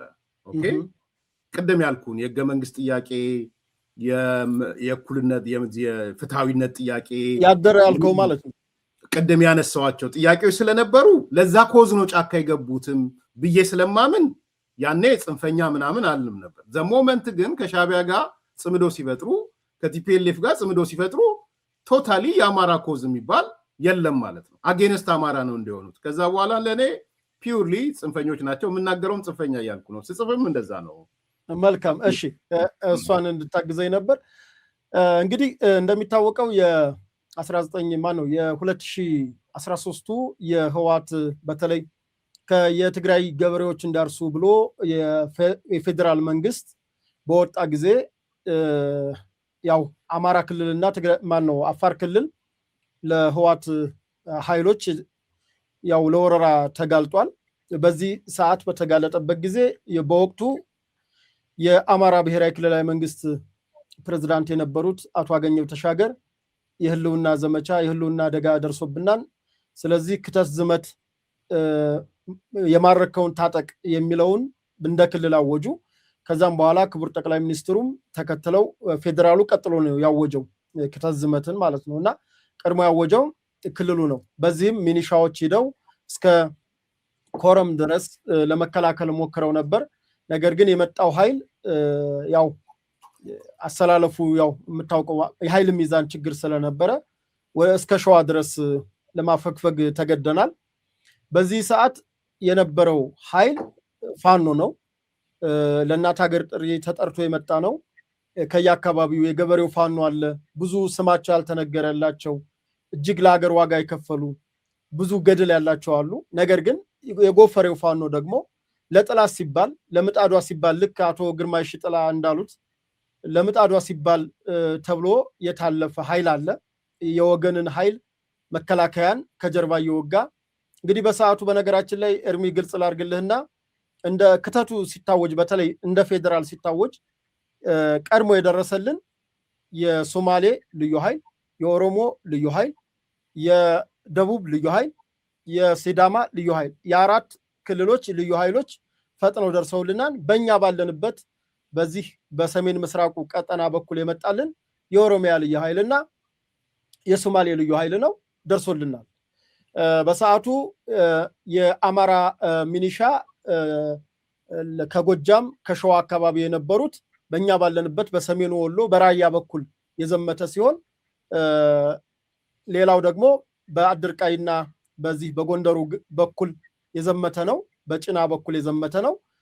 ጥሩ ድልም አግኝቷል። በዛ በኩል ያለው በዚህኛው በኩል ያለው በእኛ በሰሜን ወሎ በኩል ያለው ግን እንደምታውቀው ወልዲያም ተይዞ ደሴም ተይዞ እስከ ደብረ ሲና ዋሻ የደረሱበት ሁኔታ ነው ያለው። እኩል ዋጋ ከፍለው እኩል አይደለም ከኛ በላይ ዋጋ ከፍለዋል። እንደውም ካስታወስክ በሰዓቱ የነበረው ሚዲያ መከላከያ እንዳይገባ ልዩ ኃይል እንዳይገባ ጉዳዩ የደብረ ጽዮንና የሱ የዶክተር አብይ ጉዳይ ነው የብልጽግናና የህወሓት ጉዳይ ነው እያሉ እነዘመነ ካሴ ይቀሰቅሱ ነበር። እንደውም በሰዓቱ የስልጣን ሽፍት እናደርጋለን ብልጽግና የአማራ ብልጽግና ስለሚመታ እሱን የሚተካ ኃይል እናደራጅ ብለው ነበር እነዘመነ። ከኋላ እንደውም ባለስልጣናትን ሲያዋክቡ ሲገሉ በጁንታ ስም በጣም ብዙ ሰው ተገሏል። በነገራችን በጁንታ ስም ይሄንን ጦርነት ውስጥ ሳይደርሱ በረጅም በርቀት በሪሞት ኮንትሮል ሆነው ሲያስገድሉ የነበሩት እነዘመነ ካሴ ነው። ያው ከመጀመሪያው የምታውቀው ነው የሰኔ 15ቱ ኬዝ አለ። ከዛ በኋላ እንግዲህ ኮሮና መጣ። እንደውም እንደ ሀገር ልንጠፋ የነበረው ኮሮናው ለኢትዮጵያ እንደውም ትልቅ ማስታገሻ ያመጣው አይታል። በግሬደር ሰው ሲቀብሩ ምን ሲሉ በቃ አለቀላች ኢትዮጵያ ሲባል ሁሉም ቀብሩን የሚያስብበት በዓለም አቀፍ ደረጃም ቢሆን እንደ ኢትዮጵያ ግን ኮቪድ ትልቅ መዳኛ ሆኖ ነው ያየሁት ለኔ። ምክንያቱም የነበረውን የመጠፋፋት እና ጀዋር ታውቃለህ ቡራዩ ላይ ያንን ሁሉ ፍጅት የጌዲዮና የዚህ ብዙ ፍጅቶች ነበሩ በየአካባቢው በየቀጠናው ያሰፋ የማነው የጌታቸው አሰፋ ልጆች በየቦታው የተጠመደ ፈንጅ የሚያፈነዳዱበት ጊዜ ነበር። ወለጋ ላይ 500 በላይ በተለይ ሙስሊም አማራዎች ተገደሉ ተብሎ ያ ሁሉ ቅስቀሳ ተደረገ። እንግዲህ አቶ ግርማይ ሽጥላም የተናገሩት ሰው ሲሞት ራሱን ቀርጾ መቼም ፖስት አያደርግም። ያን ሁሉ በሸፍጥ ሰው ወደ ሰሜን መንግስት ወደ ሰሜን ተመልከቱ፣ አገር ህልውና ላይ ወርቃለች፣ ትግራይ ትሰሪ፣ ኢትዮጵያ እናፈርሳለን የሚል ቡድን መጥቷል እያለ ወደኋላ ወደ ወለጋ ይጎትቷል። እንደምታውቀው ያው ካለፈ ስለሆነ ሱሉልታ ሸኔ ደርሷል። ግን ይሄ ኃይል በአንድ ፉጭት የምትመልሰው ስለሆነ ትኩረትን ወደዛ ነው። አሁን የነ አስረስ ንግግር አስተውለው ከሆነ በዛን ሰዓትም አልወጋናችሁም ታማኞቻችሁ ነን ከሚል የመነጨ ነው። ግን አሁን ቴዲ እዛ ጋ እስቲ ስፔሲፊክ አረኩልህ እኮ ስለ ዋርካው ምሬ ወዳጆ ንገረኝ እስቲ ምን ነበር? መልካም እዛ ውስጥ እንዳልነበረ ስለማቅ ማለት ነው። እነ ምሬን በነገራችን ላይ ምሬን ጀነራል ሐሰን ኢብራሂም ጋር ተነጋግሬ ከሰሜን ወሎ አመራሮች ጋር ከአማራ ክልል አመራሮች ጋር ተነጋግሬ እኔ ነበርኩ ምራ የተባልኩት አደጋ ጣይ ፋኖ ሳይሆን ፋኖ እስከ ደሴ እስከምንደርስ ፋኖ የሚባል ነገር የለም። የፋኖ አደረጃጀት የለም። የፋኖ አደረጃጀት የተፈጠረው በሰዓቱ ሁሉም ባለሽርጡም የቆቦ የምንም እየተባለ በየቦታው አለው የወርቅ የምን እያለ በየቦታው አለ እንጂ እንደ አንድ እንደ ድርጅት አድርገን እንዲመሰረት ያደረግነው ደሴ ተመቶ በወሎ ባህላም በላይ ጄኔራል ሐሰን ኢብራሂም አደጋ ጣይ ቡድን ይቋቋም። ምክንያቱም ወያኔ እየገሰገሰች ነው። ይሄን የሚገሰግስ ቡድን እንቅፋት የሚፈጥር ህዝባዊነት የተላበሰ እንቅፋት የሚሆን ቡድን ይፈጠር ተብሎ ነው እነ ምሬ እንግዲህ የመጡት። ምሬ ከመጣ በኋላ 3 ድሽቃ 3 ብሬን 30 ክላሽ ነው እንግዲህ ለምሬ ያስታጠቅ ነው ማለት ነው። ያን ካስታጠቅነው በኋላ ልጆቹን አደጋ ጣሉ ሲባሉ ልክ ግንባር ይዘን እንዋጋለን። ስለ ውጊያም የሚያውቁት ነገር የለም። በነገራችን ላይ ያው ጥሎባት ወያኔ ፋኖ ሲባል ስለምደነግጥ ነው እንጂ ስለ ውጊያ ያውቁም። ባልተመጣጠነ ውጊያ ብዙ ልጆች አልቀዋል። በነገራችን በዚህ አጋጣሚ በዛ ህልውና ጦርነት በዛ ህልውና አደጋ በራሳቸውም ተደራጅተው እንዲሁም በእኛም በፈጠር ነው እነ ምሬም ባለው እነ ጄኔራል ሐሰን ኢብራሂም ማን ነው ሐሰን ከረሙ ባለሽርጡ ጄኔራሉ ማለት ነው የሰዶማ የድሬሮቃው እነሳቸው እነ አርበኛ ደምሌ ያራጋው እነዚህ እነ አርበኛ ኢማም አሸበር ከልብ ተዋግተዋል። እነ ምሬ ወደ ውስጥ ግቡ ስትል አይገቡልህም። ምንድነው የሚሆኑት? ከመከላከያው ጀርባ መከላከያው ጥሶ ሲሄድ ይሄዱና ምሽግ ሰበር ነው ይላሉ። አንድ ወቅት አንድ ቀን ምሬ ምሽግ ይዤ ተዋግቻለሁ ካለ ይሆን ያለው አንድ ቀን ድሬሮቃ እንሄዳለን እነ ሐሰን ጋር ተነጋግረን ትምህርት ቤት እንዲፈቀድ አድርገን በወቅቱ የነበሩ የአማራ ክልል ባለስልጣኖች አሉ። ያም ሆነ ግን የምሬ አሰላለፍ ከእናንተ ጋር ከመከላከያው ጋር የነበረው አይደለ? ከመከላከያ ጋር በዛን ወቅት የነበረው የአማራ ታጣቂ ፋኖ ምን በለው እሱን ልንገርህ እንደ አሁን አስረስን አሁን እኮ ትልቁ ፖይንት ሌላ በሰዓቱ እሱንማ ልክ ነህ ልምጣል በሱ መስመር በሰዓቱማ የምሬን ንግግር ማቅረብ እንችላለን እኮ በሰዓቱማ ይኸውልህ እስከ 2015 መጋቢት ድረስ አልተካካደም እኮ ከመከላከያ ጋር ተተኳሽ የሚሰጠው መከላከያ ነው። ስንቅ የሚሰጠው መከላከያ ነው። በያው ቅድም ያልኩ መሳሪያዎች የሚሰጠው መከላከያ ነው። ማርካችሁ ሰዱ የሚለው ተግባራዊ ሆነው እነ ምሬ ላይ ነው። በዛ በኩል በጎንደር በኩል ያለው እነ ደረጀ ላይ ነው። ደረጀ በሐቅ ታግሏል። ደረጀ በላይ ማለት ነው። የገደሏቸው እነ ውባንተው እነ ከፍ ያለው ደሴ በሐቅ የታገሉ ልጆች ናቸው። በነዘመነ ሴራ የተገደሉ ልጆች የጋሸናን መስመር ዘግተው የያዙ ጋይንትን አስተባብረው ዘግተው የያዙ ልጆች እነ ውባንተ እነ አስቻለው ደሴ ናቸው። እና ተሾመ የሚባል ልጅ አለ አሁንም በነጌታ አስራደ ውስጥ ሪሞት ኮንትሮል ውስጥ የነበረ ጌታ አስራደ አልነበረ። ጦርነት የማይወድ ሰው ነው። ጦርነትም አያውቅም። የሚያውቀው መክሊቱ ሌላ ነው። እንተዋወቃለን። በአንድ በኩል የእስረኞች ማህበር ሊቀመንበሬ ነው፣ የኔ ሰብሳቢ ነው። የሱ መክሊት ሌላ ነው። ጽሁፍ ጻፍ በለው። ከዛ ውጭ ግን ስለ ውጊያ እንደሚያውቅ ሆኖ ትላንትና ራሱ አልነበር እንደ ማይካድራን ሲነግረን የነበረው ራሱ ይሄ ረዳት ፕሮፌሰር ጌታ አስራደ ማለት ነው። አስረስ የሚያውቀውም ታሪክ የለም። ሲቪል ነው። አሁን ክላሽ አሸክመው ፎቶ ተነስና ቪዲዮ ቀርጽ ሲሉት ወደፊት ወደ ኋላ እያለ የጥላቻ ንግግር ማድረግ እንደ ትግል የወሰደ ልጅ ነው። ዘመነ ውጊያ አይወድም። አንደኛ ከሰውነቱም ከፊዚካሊም አንፃር ውጊያ የሚችል ልጅ አይደለም። ዘመነን እዚህ ገባ የምትለውም ሰውም አይደለም። ሸዋ ላይ ልምጣልህ። ሸዋ ላይ ትንሽ ልጆች ናቸው። መከታው ጦርነት ላይ አልነበረም። ልንገርህ፣ ሸዋ ደርሰን ከተመለስን በኋላ የነበረው ተሼ ባላገሩ ነው። ሸዋ ላይ የነበረው አሁን እሱ ትክክለኛ ፋኖ ነው። በነገራችን ላይ ተሼ ባላገሩ ለምን ፋኖ ማለት በጦርነት ጊዜ አገር የሚያድን በሰላም ጊዜ ወደ ሰላም የሚመለስ አርበኛ ማለት ነው። መምህር ከሆንክ ወደ መምህርነትህ፣ አካውንታንት ከሆንክ ወደ አካውንቲንግህ፣ ወደ መደበኛ ስራ መምህር ወቃ ገበሬም ከሆንክ ወደ ግብርና ትመለሳለህ። አገር ህልውና ላይ መፍረስ ላይ ደረሰች ሲባል ተሼ ባላገሩ እንደምታውቀው አስጎብኝ ድርጅት ነው የነበረው። ደሴ የገባው ቀድሞ እሱ ነው። ምሬ ነው እንደ የገባው ምሬማ እነዘመነን አዝሎ መጥቶ እኮ የደሴን እኮ ሆስፒታል የደሴ ባለሀብቶችን እኮ ዘርፈው ነው የወጡት እኮ።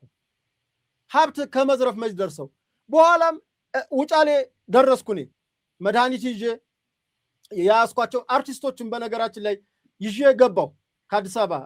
በዚህ አጋጣሚ ወልዲያ ዩኒቨርሲቲ መኪና ሰጥቶ ነበርና ባስ አንድ አውቶቡስ ሰጥቶ ነበርና በዛ ባስ ሙሉ የጫንኳቸውን አርቲስቶች ገጣሚዎች እነ በላይ በቀለ ወያ እነ ዳኘው አለ እነሱን እኮ ይዤ ሄድኩት እኔ ነኝ። በኋላ እኮ ነው የቀየሯቸው። እዛው አገኟቸው። የብሔርተኝነትንና የሃይማኖት ችግር ታውቀዋለህ። መቆስቆስ ነው፣ ቁስል መነካካት ነው። በቃ ከዛው ላይ መከላከያውን እየረዳቸው እኔ የሚያሳዝነኝ መከላከያው ይረዳቸዋል። ስንቅ ይሰጣል፣ ትጥቅ ይሰጣል፣ ተተኳሽ ይሰጣል፣ በስልጠና ያግዛል። በማልነግር በቃ በብዙ ነገሮች ያግዛል። መከላከያው ለነሱ ታማኝ ነው። እነሱ ግን መከላከያውን ደክሞ ሲያገኙት መሳሪያ እናግዝ ብለው ይጠፋሉ። ያየሁትን ነው የምነግር። ወልዲያ ለሁለተኛው ዙር ወረራ ጊዜ ጀነቶ በር ጀርባ ላይ የወልዲያን ህዝብ እንደዛ ወያኔ ገባች ብሎ በሁለተኛው ማለትም ነሐሴ 24 2014 ዓመተ ምህረት ነው ማወራ። ሁለተኛው ጊዜ እነ ምሬ ናቸው ጀነቶ በር ላይ አንድ ሻለቃ ሙሉ ገለው መሳሪያ ይሄ ጥቁር ክላሽ ምናምን የሚባለው ትክክለኛ ታሪክ ነው። በነገራችን ላይ ትክክለኛ ታሪክ ነው። ጠቅላይ ሚኒስተሩ የተናገሩት መሳሪያ ገለዋቸው አብረው ሊዋጉ የመጡ አብረው ሊሞቱ የመጡ ዛሬ ጄኖሳይድ ፈጸመብን የሚሉት መከላከያ ትላንትና ከህወሓት ውርደት ነው ያዳነው። ከዛ ውርደት ያዳነው መከላከያ እኮ ነው ከጀርባ ወቅተው ገለው መሳሪያውን የወሰዱት። ይሄንን የወልዲያ ህዝብ ያውቃል። ጀነቶ በር ላይ የተፈጸመው ሞላ ጊዮርጊስ ልዩ ቦታው።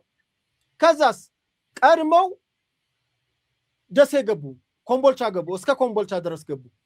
ባቲ የለሽ ምን የለሽ ተነቃንቋል።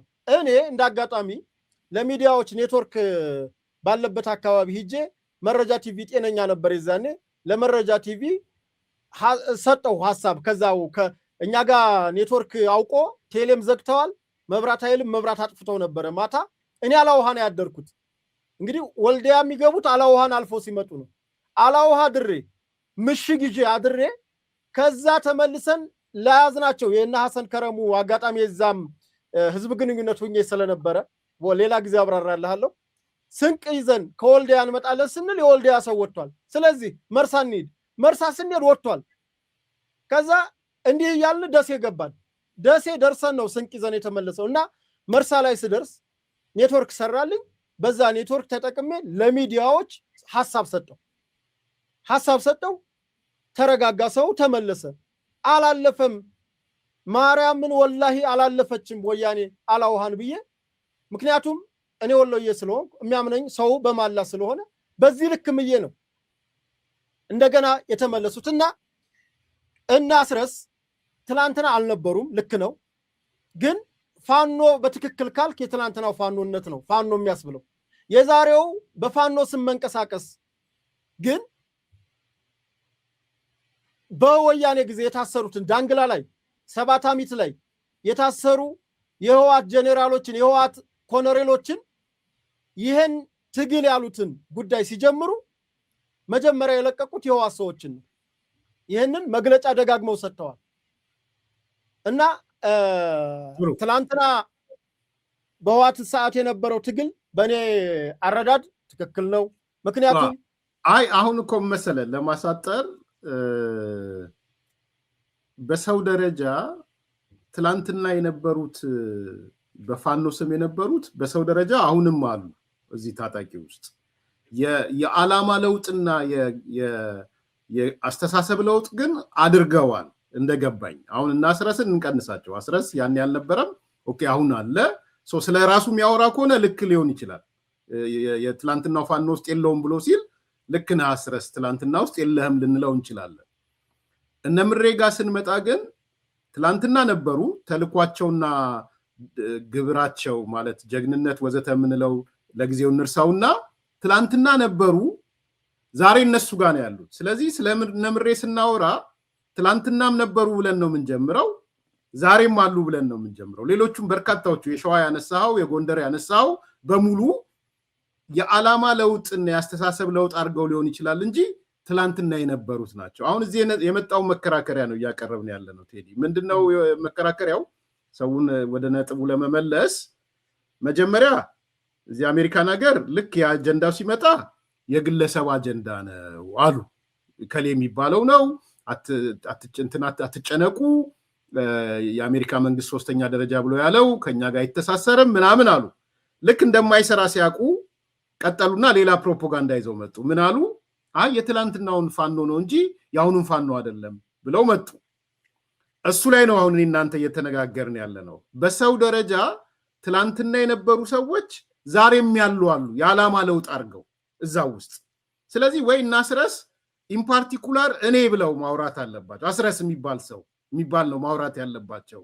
ሁለተኛው ነጥብ እሱ ነው። እሱ ላይ አይ ቲንክ የተስማማን መሰለኝ ካልተሳሳትኩ። እና ለዚህ ነው ቅድም የጠየቅኩህ ትላንትና ውስጥ ነው ዛሬም ያሉ አሉ አይደለ ወይ? በዓላማ ሊለዩ ይችላሉ። የትላንት ዓላማቸው ሌላ፣ የዛሬ ዓላማቸው ሌላ ሊሆን ይችላል። እና አስረስ መጥተው ዛሬ ለዚህ ውጭ ላለው አካል አትደናገጡ ዲያስፖ እንትን የተባለ ሶስተኛ ደረጃ እኮ የተሰጠው ያለፈው ፋኖ ነው ሲሉ አሲፍ ያሁኑ የተለየ ነው። ምክንያቱም ቲፒኤልኤፍ ባይዘዌ ቲፒኤልኤፍ እየቀረጸ ያለው ለሰዎችም ግልጽ እንዲሆን የትላንትናው ፋኖ የዛሬው ፋኖ አይደለም እያለ ነው እየተናገረ ያለው። ሄደ ስማቸው በሙሉ የቲፒኤልኤፍ ሚዲያዎችን ስማቸው የትላንትና ፋኖ ከአሁኑ ፋኖ ይለያል የሚል ኔሬቲቭ ቀርጸው ነው የመጡት። በዓላማ ሊለያይ ይችላል። በዓላማ ኦፍኮርስ በዓላማ ተለያይተዋል። እኔ ከዚህ በኋላ ያለው ፋኖ የሚባለው መዋቅር የሻዕቢያ ተላላኪ የቲፒኤልኤፍ ተላላኪ ነው። የአማራ ኮዝ የለው። እንደ ሰው ግን ቆዳቸውን ገፈፉ እንጂ ሰዎቹ አብዛኞቹ ትላንትና የነበሩ ሰዎች ናቸው። ቅድም እንዳነሳው ጎንደር ላይ የነበሩት ስለ ጄኖሳይዱ ስለምኑ የሚናገሩ ናቸው የጎንደር ላይ የነበሩት ሰዎች። እና አይ ቲንክ እዚህ ይሄንን ነው ሁለተኛ ላነሳለ የፈለግኩት። ሶስተኛ አሁን ልክ ስለ ደረጃ 3 መነሳት ሲጀምር ይሄም እንደማዋጣ ሲያውቁ ማብራሪያ ብለው ደግሞ ደብዳቤ ያስገቡ። ወደዛ እንሻገር ብዬ ነው። ራሳቸው በነዘመነ የተፈረመ ምን ማለታችሁ ነው? የአሜሪካ መንግስት ምን እያለ ነው? እኛ ማለት እኮ የነፃነት ታጋዮች ነን፣ እኛ እኮ ማለት እንዲህ ነን፣ ማብራሪያ ስጡን፣ ሶስተኛ ሽብርተኛ እንዴት እንባላለን የሚል ደብዳቤ ነው ይዘው የሄዱት ያስገቡት። ደብዳቤው ተቀባይነት አግኝቷል፣ ደርሷል፣ አልደረሰም እርግጠኛ አይደለሁም። ያው ፌክ ብዙ ፌኮች ስላሉ አየር ላይ የሚቀሩ ማለት ነገሮች ስላሉ ስቴት ዲፓርትመንት ገብቷል ወይ አልገባም ወይ ምን ብዙ ርቀት መሄድ አልፈልግም። የተለመደ ፕሮፓጋንዳ ስላለ ማለት ነው። ምክንያቱም ያ አካል ሶስተኛ ደረጃ ምናምን ሲልህ በደንብ አጥንቶ ምን ብሎ ነው የሚነሳው። ኤንድ ብዙ ምክንያቶችም አሉ እኔ እናንተ የምናውቃቸው። ከሶስተኛም ወደ ሁለተኛ የሚወስድ ከሁለተኛም ወደ አንደኛ የሚወስድ ስራ ሰርተዋል ነው ሰዎች። እና አስረስ 12 መምህራን ነው የረሸኑት። ይቺ ብቻ በቂ ናት። 12 መምህራን። የ12 መምህር መሳሪያ ይዞ አይደለም የተረሸነው። የ12 መምህር እነሱን እገላለሁ ብሎ ስለተነሳ አይደለም የረሸኑት። ለምን ታስተምራለህ ብለው ነው የረሸኑት። በቂ ነው ይሄ። ምንም ሌላ አያስፈልግም። አንደኛም ደረጃ ለማምጣት ሁለተኛም ደረጃ አምኗል ራሱ እና አስረስ አምኗል ራሱ። አርሻቱኑ እንዲህ አይነት እርምጃ ከባድ ነገር ውስጥ እየከተተን ነው የሚል እኮ የአስረስ ድምፅ ነው ያለው። ይሄ ብቻ በቂ ነው ደረጃ 1 እና ደረጃ 2 ለመውሰድ። ከዛስ የሀገር ሽማግሌዎች አንበርክከው በቪዲዮ ገበያ ለገበያ አሳይተው በጭቃ ለጭቃ አስኪደዋቸው ቄሶች፣ የሀገር ሽማግሌዎች፣ እናቶች መጨረሻ ረሽነዋቸዋል። ሁለተኛ ማስረጃ ነው። ሌላ ቦታ ምን አስኬደ? አንደኛ ለመባል ሁለተኛ ለመባል ከዚህ በላይ የአሜሪካኖቹ ጆሮ የላቸው? እንትን ኤምባሲ የለም? ኤምባሲ እኮ እያንዳንዷን ነገር ነው የሚከታተለው፣ እያንዳንዷን። ይሄን አልሰማም ኤምባሲው? ይሄን አይልክም በኬብል ለስቴት ዲፓርትመንቱ፣ ለሌላው አይልክም። እነዚህ አይነት ሰዎች እንደዚህ ናቸው ብሎ ነው የሚልከው። 3 እናታቸውን የገደሉ አባታቸውን የገደሉ ይሄ አይላክም? አያውቅም? አሜሪካ ኤምባሲ፣ አሜሪካ ዲፓርትመንት፣ ስቴት ዲፓርትመንት አያውቅም? 4ኛ ምንም ምስኪን 3 ሴቶች ቢቢሲ ላይ ወጣ። አንደኛዋ ጆሮዋ የማይሰማ ያልተማሩ ምስኪኖች፣ እነሱን ነው ቁጭ ብለው የረሸኗቸው። መረሸን አይደለም አምኗል አስረስ። እነዛ ምስኪን እኔ ሁሌ መልካቸው ፊቴ ላይ የሚመጣ 3 ምስኪን የሆኑ ጉብሎች፣ እነሱን የረሸነ ነው። ይሄ የአሜሪካ ኤምባሲ አያውቅም? የአሜሪካ መንግስት አያውቅም? ስለዚህ እያንዳንዱን የሰሩትን ወንጀል ብደምረው ቁጥር 1 አይደለም ቁጥር 3 አይደለም ወደ ቁጥር 2 እና ወደ ቁጥር 1 የሚወስድ ነው። ኬዝ ባይ ኬዝ ከሆነ ደግሞ ማአት ነገር ነው የሚመጣው። ይሄን ያዝልኝ። ከዛ አሁን ፋይናሊ መጨረሻ ላይ እንደው ሌላው ቢቀር ሁሉም ሰው የሚያውቀው የአሜሪካ መንግስት ምርጫ ምናምን የሚባል ነገር ላይ መንግስት የሚመረጥበትን ነገር ይደግፋል። እንዳትጠራጠር በሱ። ታጣቂ አይደግፍም። ቴዲ አሜሪካን ሀገር አሳይለም ስትጠይቅ እንኳን ከታጣቂ ጋር ግንኙነት አለ ሆይ ተብለ ትጠየቃለህ። አዎ ግንኙነት አለኝ፣ አዎ ደግፋቸዋለሁ ብትል አሳይለም አይሰጡም። ልንገርህ፣ ሌላውን ትተህ ማለት ነው። እኔ ወዳጆች ስላሉኝ ነው ብዙ ጊዜ አንስቻለሁ። ይመስሏቸው አዎ ታጣቂ ከሌን ደግፋለሁ እንዲህ ላለሁ ሲሉ ዲናል ነው ያደርጓቸው። ስለዚህ አትችልም። አሜሪካ ውስጥ ሆነ ታጣቂ መደገፍ ፋይናንስ ማድረግ አይፈቀድም። በምንም ታምር አይፈቀድም፣ አይቻልም። በህግ መንግስትን የሚጥል በኃይል ታጣቂ ደግፋለሁ ብለህ አሳይለም ኬዝ ዴቨሎፕ ልታደርጋት። ኦኬ፣ ይሄ አንዱ ጉዳይ ነው። ሁለተኛ ልክ መጣ አሁን ሰሞኑ ምርጫ የሚሳተፍ ፖለቲካ ፓርቲ፣ ምርጫ አስፈጻሚ፣ መምህራን፣ ሲቪል ሰርቫንት እርምጃ ወስዳለሁ አለ አስረስ። ሰራዊቴን ታጣቂዎችን አዝዣለሁ አለ። እንደ ይሄ እኮ ማለት ለአሜሪካኖቹ የመጨረሻ እኮ አስደንጋጭ ነው። የለየው የለም እኮ ብልጽግና እንገላለሁ አይደለም ያለው። ብልጽግናንም ምርጫ የሚሳተፍ የፖለቲካ ፓርቲን በሙሉ የምርጫ ታዛቢዎች እንግዲህ አማራ ክልል ብቻ ከ30 ምናምን ሺህ ምርጫ ታዛቢ ነው ያለው። እድሉ ቢቀናቸው እነሱ 130 ምናምን ሺህ ምርጫ ታዛቢ ሊገሉ ነው። ምርጫ ተመዝጋቢ አንተ ተመዝግበ ከተገኘ ካርድ እጅ ላይ ካለች ይገሉሃል ማለት ነው። ምርጫ ተሳትፋል ብለው በዚህ ደረጃ ካለ አይደለም ደረጃ 3 ደረጃ 2 እና ደረጃ 1ም የምትገባበት እድል ነው። ስለዚህ እነዚህ ሰዎች መጀመሪያ ሰሞን ማህበረሰቡን ሊያታልሉት ሞከሩ። በኋላ ማህበረሰቡ እነሱ በጣም የሚያስቀው ደግሞ እኮ ምን መሰል እነሱ ህዝቡን ሊያጃጅሉት እንዲህ ያሉ አብዛኞቹ ዲአክቲቬት አድርገው ጠፍተዋል። እኔ አውቃቸዋለሁ። ፕሮፌሰር ዶክተር ምናምን ይባሉ ድሮ ፋኖ ምናምን ሲሉ የነበሩ የሆነ ዩኒቨርሲቲ መምህር፣ የሰብአዊ መብት መምህር ያውቃሉ። ይሄን ስል እነማን እየተናገርኩ እንደሆነ ኢሚዲየትሊ ፌስቡካቸውን አጥፍተው ጠፉ። ለምን? ቢኮስ የሚመጣው ነገር ገብቷቸዋል። ሚዲያዎቹን ተመልከት። ያስረስን እንደዛ የኛ ጀግና የኛ ምናምን ሲሉ የነበሩ ያስረስን ቪዲዮ አምጥተው ዘግበዋል? አልዘገቡም። ለምን? ሪስኩ ገባቸው። ስለዚህ ህዝቡ ቀስ እያለ እየተንሸራተተ እነሱ ዲአክቲቬት እያደረጉ ይወጡ ከፌስቡክም ከሌላም አንዳንዶቹ በቃ ሙሉ ለሙሉ ዘግተውት የወጡ ሰዎች፣ አንዳንዶቹ ስለሌላ አጀንዳ የሚያወሩ ሰዎች፣ አንዳንዶቹ ደግሞ አይ እንዲህ አይነት መግለጫማ ልክ አይደለም አየህ ዲሶሴት ሊያደርጉ አሁን የትግራይ ብሔርተኞች ጋር ያየሁት ነገር ሲያሟሙቋቸው ከረሙና ልክ ይሄ ነገር አደጋ መሆኑን ሲያውቁ አይ የዚህ አካልማ አይደለንም እኛ እንደውም እንዲያፋጥጧቸው ጠሯቸው። እንዴት እንዲህ አይነት መግለጫ ታውጣላችሁ አይነት ነገር ዲሶሴት ራሳቸውን አደረጉ። አየህ ምክንያቱም ይሄ ሞኝ ባገኝ ነው ንክር አለላቸው። ሲነከር ይፈለጋል እንዲነከር ተነከረ። ስለዚህ መጨረሻ ሄደና ብሶባቸው ህዝብ ራሱን ጨፈጭፋለን ብለው መግለጫ የሚያወጡበት ደረጃ ደረሱ። ይሄ ነው ያለው ሁኔታ። በአጠቃላይ የቲፒኤስ የሚባለው ቴምፖራሪ ፕሮቴክትድ ስታተስ ብዙ አዲስ ነገር ያለ አይመስለኝም። ያኔ በጦርነቱ ወቅት የተሰጠ ፕሮቴክሽን ነው ኤክስኪዩቲቭ ነው የሚሰጠው ፕሮቴክሽን በስቴት ዲፓርትመንት አልመሰለኝም ያም ሆነ ግን አሁን ፍርድ ቤት ላይ ነው ያለው ትራምፕ ማቆም አለበት ብሎ ወስነዋል ግን ስቲል ፍርድ ቤት ፔንድ አድርጎታል ከሰው እንትን ብለውታል ክስ ላይ ነው ያለው አይ ቲንክ ብዙዎቹ ጉምቱ ፖለቲከኞች በዛ በቲፒኤስ ውስጥ ነው ያሉት አይ ዶንት ቲንክ አሁን ከዚህ አሳይለም ጥያቄ ምናምን ጥያቄም ብዙ አሁን አሜሪካ ከባድ ሀገር ሆናለች ቴዲ እንደው ስለሱ ስለ ህጉ እንደው የተወሰነ ነገር ብትለኝ በተለይ አሁን ከዚህ ከሰሞኑ ከአሜሪካ መንግስት ሰጠው ከተባለው ኖርማል እንኳን የዚህ የጉብኝት ቪዛ እስከ $15,000 ወጪ የሚያስደርግና 12 ሀገሮች ኢትዮጵያን ጨምሮ 12 ሀገሮች ይሄን ፕሮሰስ አልፈው ነው መምጣት ያለባቸው የሚለውና ከዚህ አኳያ ቀደም በውስጥ መስመርም ልኬልህ ነበር ይችን ጉዳይና ካያት እንዴት ተረዳህ? ምን መሰለህ በሁለት መልኩ የሚያዩት ሰዎች አሉ እኔም አናግሬያቸው የህግ ሰው አይደለሁም ግን አናግሬያቸው ነበር በፖዚቲቭ የሚያዩት ይሄ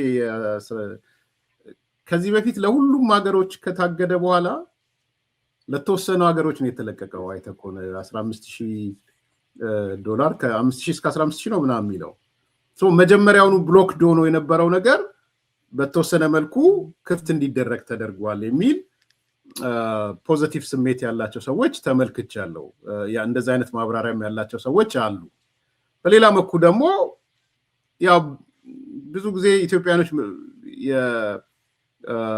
ይቀራሉ አይ ቲንክ ዳታ ይኖራቸዋል ብዬ አስባለሁ የአሜሪካ መንግስትም ስለዚህ አሁን ያለው መንግስት ደግሞ ትንሽ ከሚግራንት ጋር ልዩነት ያለው መንግስት ነው መንግስት እንደምታውቀው በጣም ፖዚቲቭ ነው ብዬ አላምንም ስለዚህ ያንን ፕሮቴክት ለማድረግ ሰዎች ከመጡ $15,000 አስይዘው የሚመጡበት ሁኔታ መፍጠሩ እንዳይመጡ የማድረግ እድሉ ሰፊ ይሆናል ነው በሁለት መልኩ ነው የሰማሁት ቴዲ በአንድ በኩል ሙሉ ለሙሉ ተከልክሎ የነበረው ነገር ቢያንስ ለኢትዮጵያ በዚህ ደረጃ ተፈቅዷል እሱ ፖዚቲቭ ነው ምክንያቱም ሙሉ ለሙሉ የተከለከሉ ሀገሮች አሉ እንደምታውቀው ያ ሳይድ አለ በጥቅሉ ግን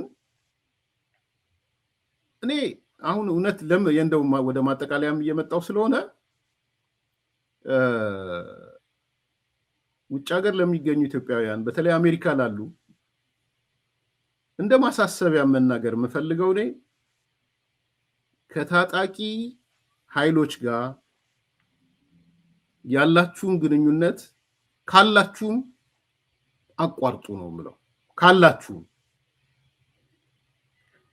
ለምንድን ነው ይሄን ብትለኝ ወቅቱ ለሱ የሚመች አይደለም እኔ አሁን ያለው መንግስት የብልጽግና መንግስት እድለኛ ነው ብዬ ነው ማለት እድለኛ ነው ምልህ ራሱ በፈጠረው ላይሆን ይችላል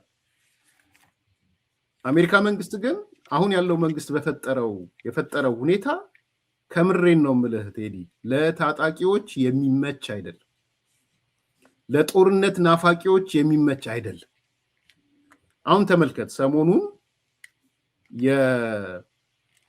አንድ አመት አለፋቸው የዚህ አደባባይ ሰላማዊ ሰልፍ ሲሉ አይተሃል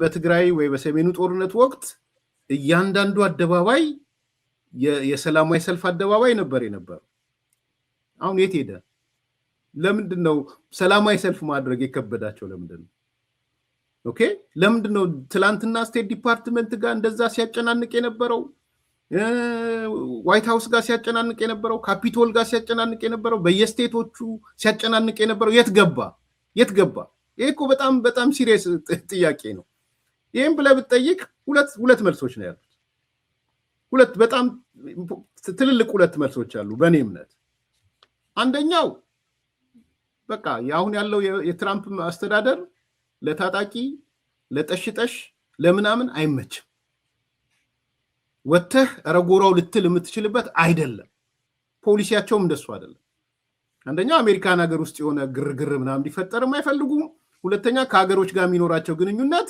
የዲሞክራሲ የሰብአዊ መብት የምናምን አይደለም አይተኸዋል የአሜሪካ የስቴት ዲፓርትመንቱ ያወጣው የውጭ ጉዳይ ፖሊሲያቸው ላይ ከሀገሮች ጋር ኢኮኖሚክ ግንኙነት ነው የሚኖረው ለአሜሪካ ምን ይጠቅማሉ ነው የምናየው ምን አይነት ዲሞክራሲ አለ?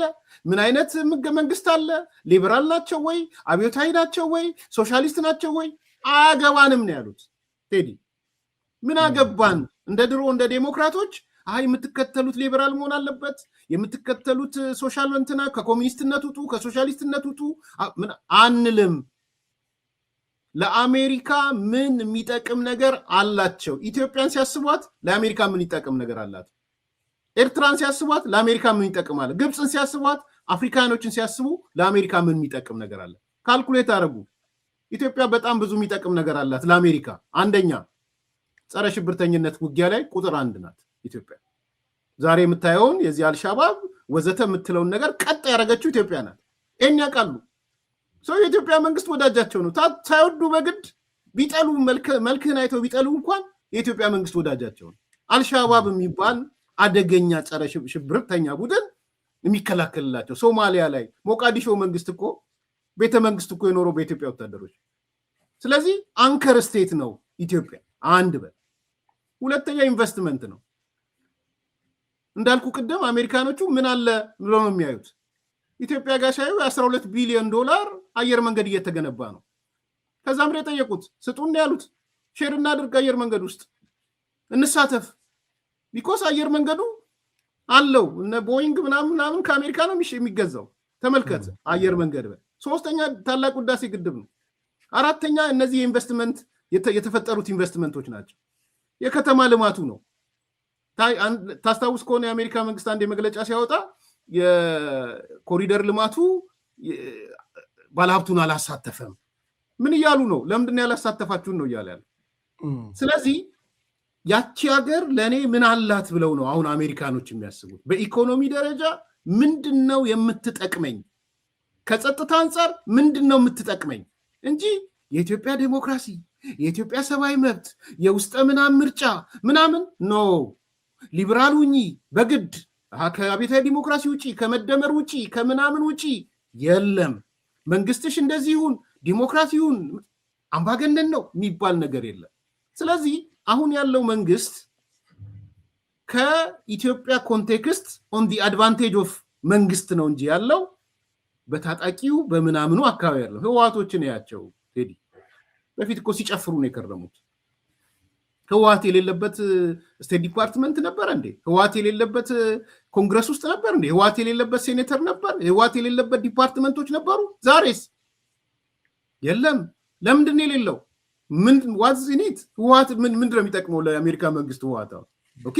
ለዚህ ነው እኮ ሰመነው። ለዚህ ነው መግለጫ ቢያወጣ ጆሮ ዳባ ልበስ ያሉት ለዛ።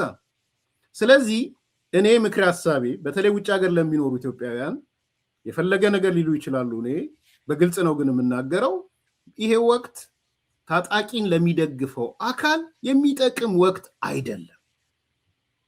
ገንዘብ ፋይናንስ ካደረክ ቁጥር 1 በሶስተኛ ደረጃ ሽብርተኝነት በሚለው ትፈረጃለህ። ፋይናንስ ካደረክ እኔ አሁን የሰማኋቸው አሉ። ለምሳሌ አንዳንዶቹ ሳተላይታቸውን የ6 ወር ሳተላይት የከፈሉት የፋኖ መዋቅር የሚባለው ከዚህ ሰብስቦ ነው የሚል ነገር መረጃዎች ራሳቸው እየተናገሩ ነው። ሰምተሃል ብዬ አስባለሁ። የ6 ወር ሳተላይት ከቨር የተደረገበትን ወደ ስንትና ስንት ሺህ እንግዲህ በአንድ ጊዜ 15,000 እንኳን ብትሄድ 15,000 ሲባዛ በ6 የፋኖ ታጣቂ አንዱ ቡድን ሳፖርት ያደረገው ነው። አንድ በል ሁለተኛ የሆነ ገንዘብ አንድ ሰሞን ታስታውሳለህ በሚሊዮን የሚጠጋ ዶላር ተሰብስቦ እነ ሻለቃ ኤክስ ያሉበት እነ ሻለቃ ኤክስ ሄደው ኤርትራ በ300,000 ነው በምናምን ዶላር ነው እንግዲህ የጦር መሳሪያውም አሮጌ የጦር መሳሪያ ከሻቢያ ይገዙት። እንግዲህ ከኢትዮጵያውያንና ከአማራው ከምኑ ገንዘብ ሰበሰቡ ወደ ሚሊዮን በ300,000 ምናምን ዶላር ሻለቃ ኤክስ ሄዶ አሜሪካ ኤርትራ ሄዶ አሮጌ ጦር መሳሪያ ነው የሰጠው። ይሄን አሜሪካኖቹ ኮምፎርታብል ናቸው በዚህ አይደሉም። ታግዶ ነበር በተወሰነ ጊዜ። ስለዚህ እኔ ዛሬ የተጀመረው ይሄ ዲአክቲቬት ምናምን ብቻ ሳይሆን ራስን ዲሶሴት ማድረግ ራስን ማራቅ ከእንደዚህ አይነት ኃይሎች ማራቅ ጠቃሚ ነው ብዬ ነው ማለት። ይሄ ማለት መንግስትን ደግፉ ምናምን ማለት አይደለም። እሱ የፖለቲካ ጉዳይ ነው። መብታችሁ ነው። የመደገፍም የመቃወምም መብት ነው በሰላማዊና በሰላማዊ መንገድ። ቴዲ እኔ ነው የመጨረሻ መልእክቴ። በሰላማዊና በሰላማዊ መንገድ መደገፍም መቃወም፣ በሰላማዊ ፓርቲዎች ካሉ የነሱን አቋም መደገፍ መቃወም፣ ካልሆነ ግን ከዚህ ከትጥቅ ትግል ተጋዮች እንታገላለን ከሚሉት ጋር ከእንደዚህ አይነት አካላት ጋር መገናኘት በጣም አደገኛ ነው። ያ ብቻ ሳይሆን ቅድም እንዳነሳውልህ ሰላማዊ ሰልፍ ማድረግ ስለከበዳቸው አሁን ሰሞኑ ምን አሉ? በፌስቡክ እንትን በሚዲያ እንቀጥቅጥ ሰላማዊ ሰልፍ ብለው መጥተዋል። አሁን 10 ሚሊዮን በሳተላይት ያየናል፣ 10 ሚሊዮን በዩቲዩብ ያየናል። ዘን የመጀመሪያው ሰላማዊ ሰልፋችን አሁን ሰሞኑን የሚካሄደው የሚዲያ አገዛዝ አንቀጥቅጥ ነው። 30 ሚዲያዎች ነው 20 ምናምን ሚዲያዎች ይሳተፋሉ። እኔ እንግዲህ በዚህ ደረጃ በተለይ አንዳንዶቹ ጉምቱ ፖለቲከኞች ናቸው ብዬ የማስባቸው በዚህ ደረጃ የቁልቁለት ጉዞ አሁን እንግዲህ ተመልከት፣ ብልጽግና ስንት አባል አለው ቴዲ? አንድ 10 ሚሊዮን አለው ብዬ አስባለሁ። 1 ሚሊዮን አለው። ሰዎቹ ሳተላይት አላቸው ብዬ አስባለሁ። የብልጽግና ሰዎች ቁጭ ብለው ያዩዋቸዋል እነዚህን ሰዎች። አሁን 10 ሚሊዮኑ የብልጽግና ደገፋቸው ማለት ነው። ሊቆጥሩት ነው። የእኛን አገዛዝ አንቀጥቅጥ ሰላማዊ ሰልፍ ብለው ሊቆጥሩ ነው። ምን ማለት ነው? አሁን ዩቲዩብ እኔ እናንተን የሚያዩን ሰዎች ሁሉም የብልጽግና ደጋፊ ነው እንዴ? ኦኬ። በዚህ ደረጃ ፍራስትሬት ያደረጉበት ምክንያት ሌላ አይደለም። እዚህ የተፈጠረው ኢንቫይሮንመንት ለዛ ስለማይመች ነው። ሶ እኔ አሁንም ኢንቫይሮንመንቱ ስለማይመች በተለወጠ ሁኔታ ውስጥ ራስን አጀስት ማድረግ ያስፈልጋል ብዬ ነው የማምነው። ቴዲ በጣም አመሰግናለሁ። እሺ ኤርሜ በጣም ነው የማመሰግነው። እስኪ እንደው ከመልቀቄ በፊት ስለ ምርጫ 2018 አንድ ነገር በለንና ሰላማዊ ትግልን ስለምደግፍ ስለማቅ ነው። እንደው ፖለቲካ ፓርቲዎቹንም እንደው እንዴት እያያቸው ነው ማለት አንዳንዴ እኔ 97 ምርጫ ቀረምልበት ሁኔታ አለና የዛኔ አንዳንዴ እንትን አማራጭ ሐሳቦችን አደራጅተህ የምታቀርብበት የኔ ማኒፌስቶ ይሄ ነው ብለህ የምታቀርብበት በተለይ ከባህር በር አኳያ እንግዲህ የምታውቃቸው ሰዎችም የመጀመሪያው የተቃዋሚ አጀንዳ ከተባለ የተለየ አጀንዳ ሌላውን ትተን አብዮታዊ ዲሞክራሲ ሊበራል የሚለውን ትተን የባህር በር ነበር።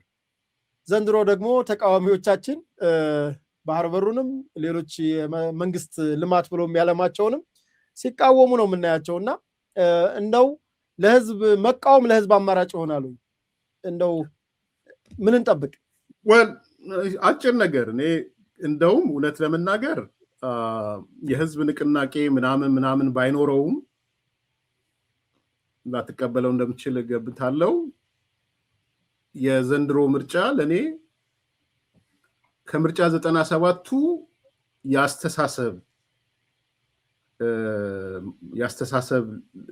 ያስተሳሰብ ልዩነት አለው ብዬ አምናለሁ። ያስተሳሰብ ልዩነት ስልህ ምርጫ 97 ኢህአዴግ ቨርሰስ ሌሎቹ ሆኖ ቅንጅትን በል ከቅንጅት ደግሞ አንደኛው ህብረት ነው አይደለ? ግን ስለ ቅንጅት ፖሊሲ ብዙ የሚታወቅ ነገር አልነበረም። እውነት ለመናገር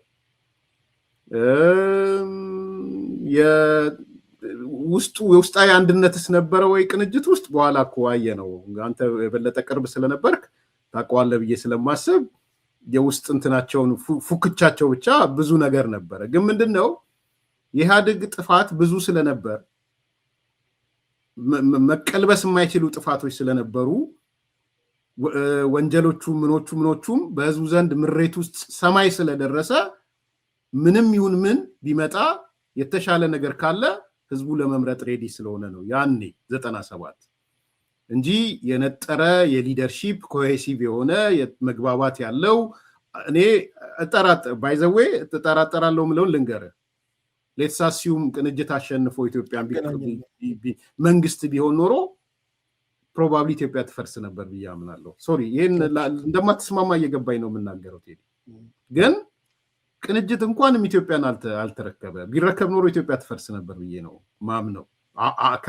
ካየዋቸው ሰዎችም ተነስቼ ከሊደርሺፑም ተነስቼ ከማህበረሰቡም ተነስቼ በወቅቱ ደግሞ የዚህ የብሔረሰብ ጥያቄውም ሰማይ ሰቅሎ ስለነበረ ሁሉም የክልላዊ መንግስታቶች ሁሉ ሊመሰረቱ ይችሉ ነበር። ሶማሌ ክልል መንግስት፣ ኦሮሚያ ክልላዊ መንግስት ምናምን ተብሎ ያልሆነ ነገሮች ይፈጠሩ።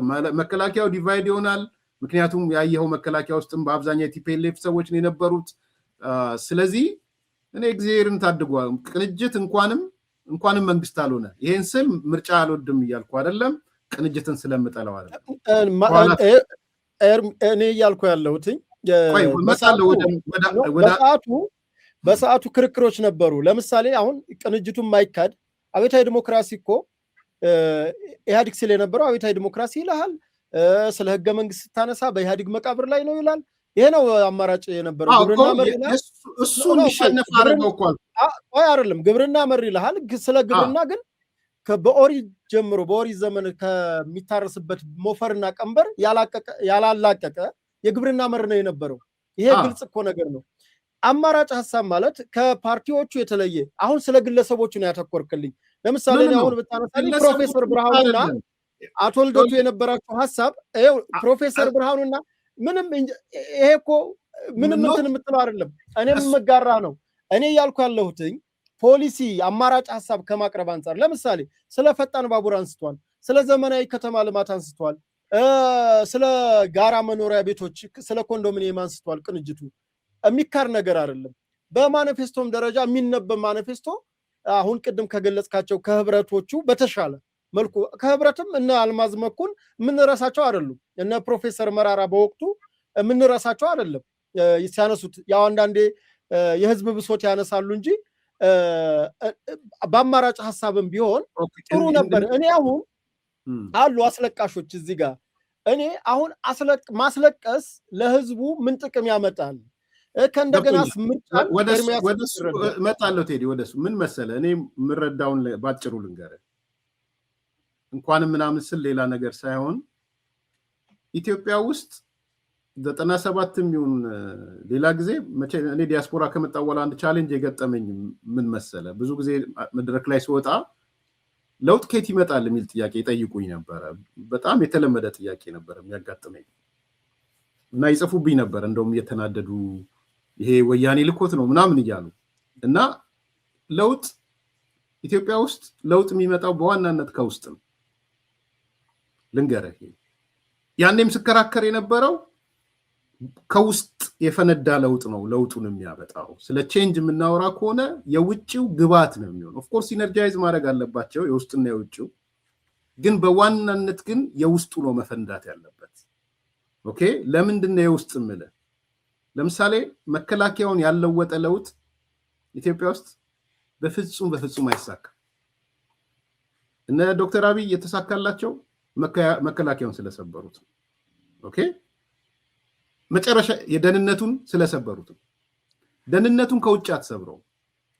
የጌታቸው አሰፋ መዋቅር በምንም ተአምር ፕሮፌሰር ብርሃኑ አይሰብረውም ነበር። አንጠልጥሎ ነበረ እስር ቤት የሚከተው። አሁን እያወጡበት አይደለ? ልታሰር ስልት አድነኛል አለ በረከት ብለው እኮ ፕሮግራም እየሰሩ አይተኸለ እንዴ? ኦኬ፣ አድነውም ነበር። ኢንጂነር ኃይሉ ሻውልን መከላከያ አድናቸው። ኦልሬዲ አዛዦቹ እነማን እንደሆኑ ይታወቃል። የደህንነት መዋቅሩ እነ ሌሎቹንም እነ ዶክተር ያዕቆብም እነ ልደቱ እኔ አሁን ልደቱ እንዲነበር እንዲያልነበረ የሚለው ለጊዜው ልትወውና አያድናቸውም ነበር።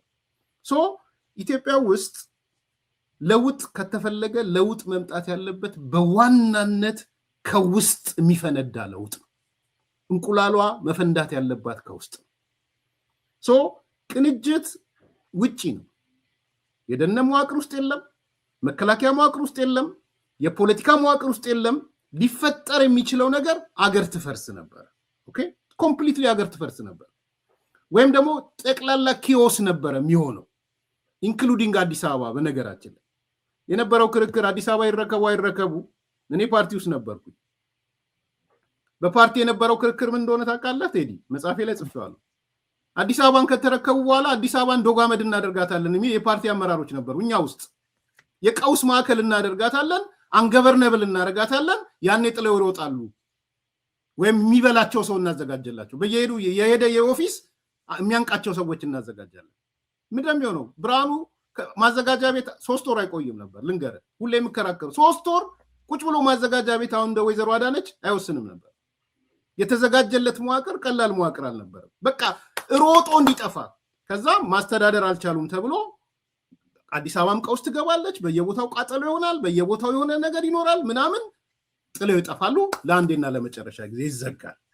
ስለዚህ የነበረው ፕሮሰስ ለውጥን ከውስጥ ካላመጣ የሚመጣ ለውጥ አልነበረም። ይሄንን በደንብ ያዝልኝ። ሌላ ጊዜም በሰፊው ልንከራከርበት ስንል ወደ አሁኑ እንምጣ።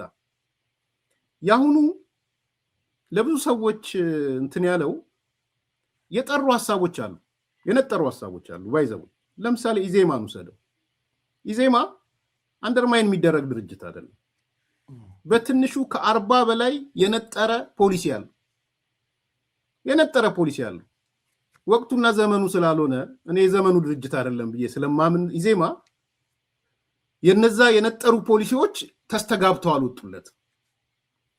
አሁን የምሬን ነው የምልህ፣ ከምር 2 ፓርቲዎች ብቻ ወይም 3 ፓርቲዎች ቢኖሩና ብልጽግና ቨርሰስ ኢዜማ ክርክር ቢገጥሙ ሰዎች የጠራ ግንዛቤ ይኖራቸው ነበር። አይ ዶንት ኖ ከኢዜማ ውጭ ሌላው ማን ያህል እንዳለ ስለማላቅ፣ ለእኔ ደግሞ መለኪያ ምን እንደሆነ ታውቃለህ ቴዲ? 2 ፓርቲዎች 3 ፓርቲዎች በኢትዮጵያ ካሉ በቂ ነው። ወደፊትም መሄድ ያለበት እሱ ነው።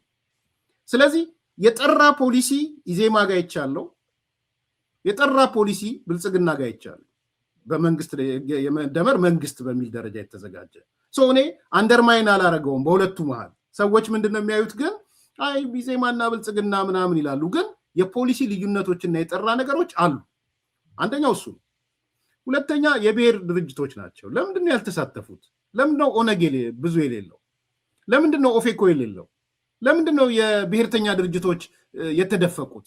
በእርግጥ ምርጫው ዴሞክራቲክ ይሆናል ምናምን አይደለም። ልንገርህ፣ በዚህ ሰዓት የብሔር ፖለቲካ እየሞተ ነው ቴዲ። እኔ ሩቆኝ የምታዘበው የብሔር ፖለቲካ እየሞተ ነው የሄደው። ቢኮስ አሁን ኦፌኮ መጥቶ ምን የምርጫ ክርክር ይዞ ይመጣል? ንገረኝ። ምን ፖሊሲ ይዞ ይመጣል? ምን የውጭ ጉዳይ ፖሊሲ ይዞ ይመጣል? ሊዋረድ ነው የሚመጣው። ኦነግ መጣ አይደል መቼለት የባህር በር ኦልሞስት አያስፈልግም አይነት ውርደት ውስጥ ነው የሚገቡት። ስለዚህ የአሁኑ ምርጫ ከሞላ ጎደል ወሳኝ ነው የምልበት ፖይንት አለ። ተርኒንግ ፖይንት ነው፣ ጥፋት ነው። አዘ ሴም ታይም ግን አማራጭ ሀሳቦች አሉ። የአማራጭ ሀሳብ እንደ ድሮ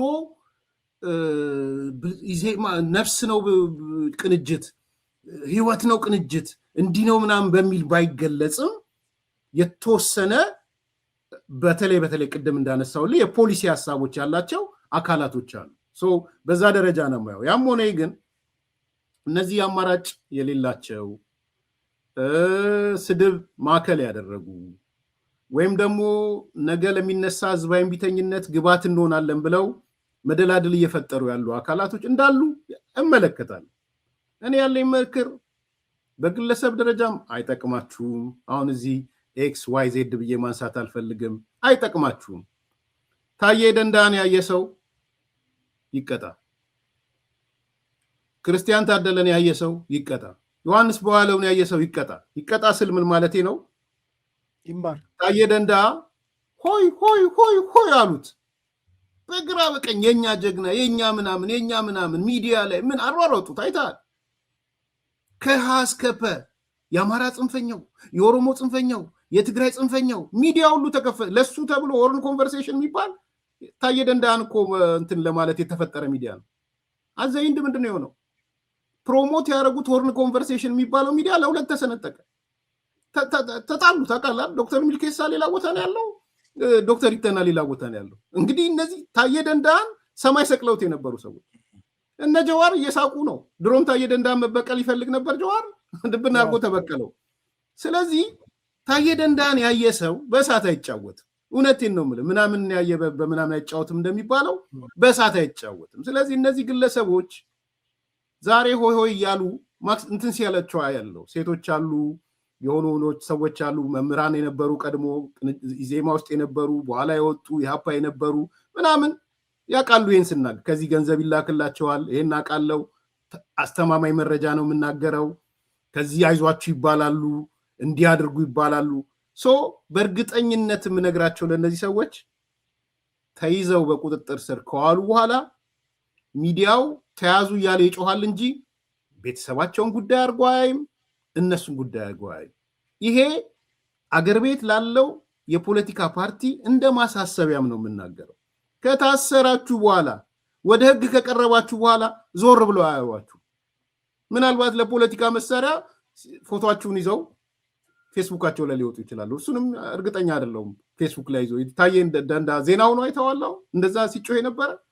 ስለዚህ እኔ አማራጭ ሀሳቦችን መለከታለሁ። በተወሰነ መልኩ ትልልቅ አገራዊ አጀንዳዎች፣ የባህር በር አጀንዳ፣ የኢኮኖሚ አጀንዳ ልዩነቶች በግልጽ እየታዩ ነው። ማምን አይነት ሀሳብ አለው የሚለውን እየታየ ነው። ከሌም ምረጡ ማለት አልፈልግም ለጊዜው።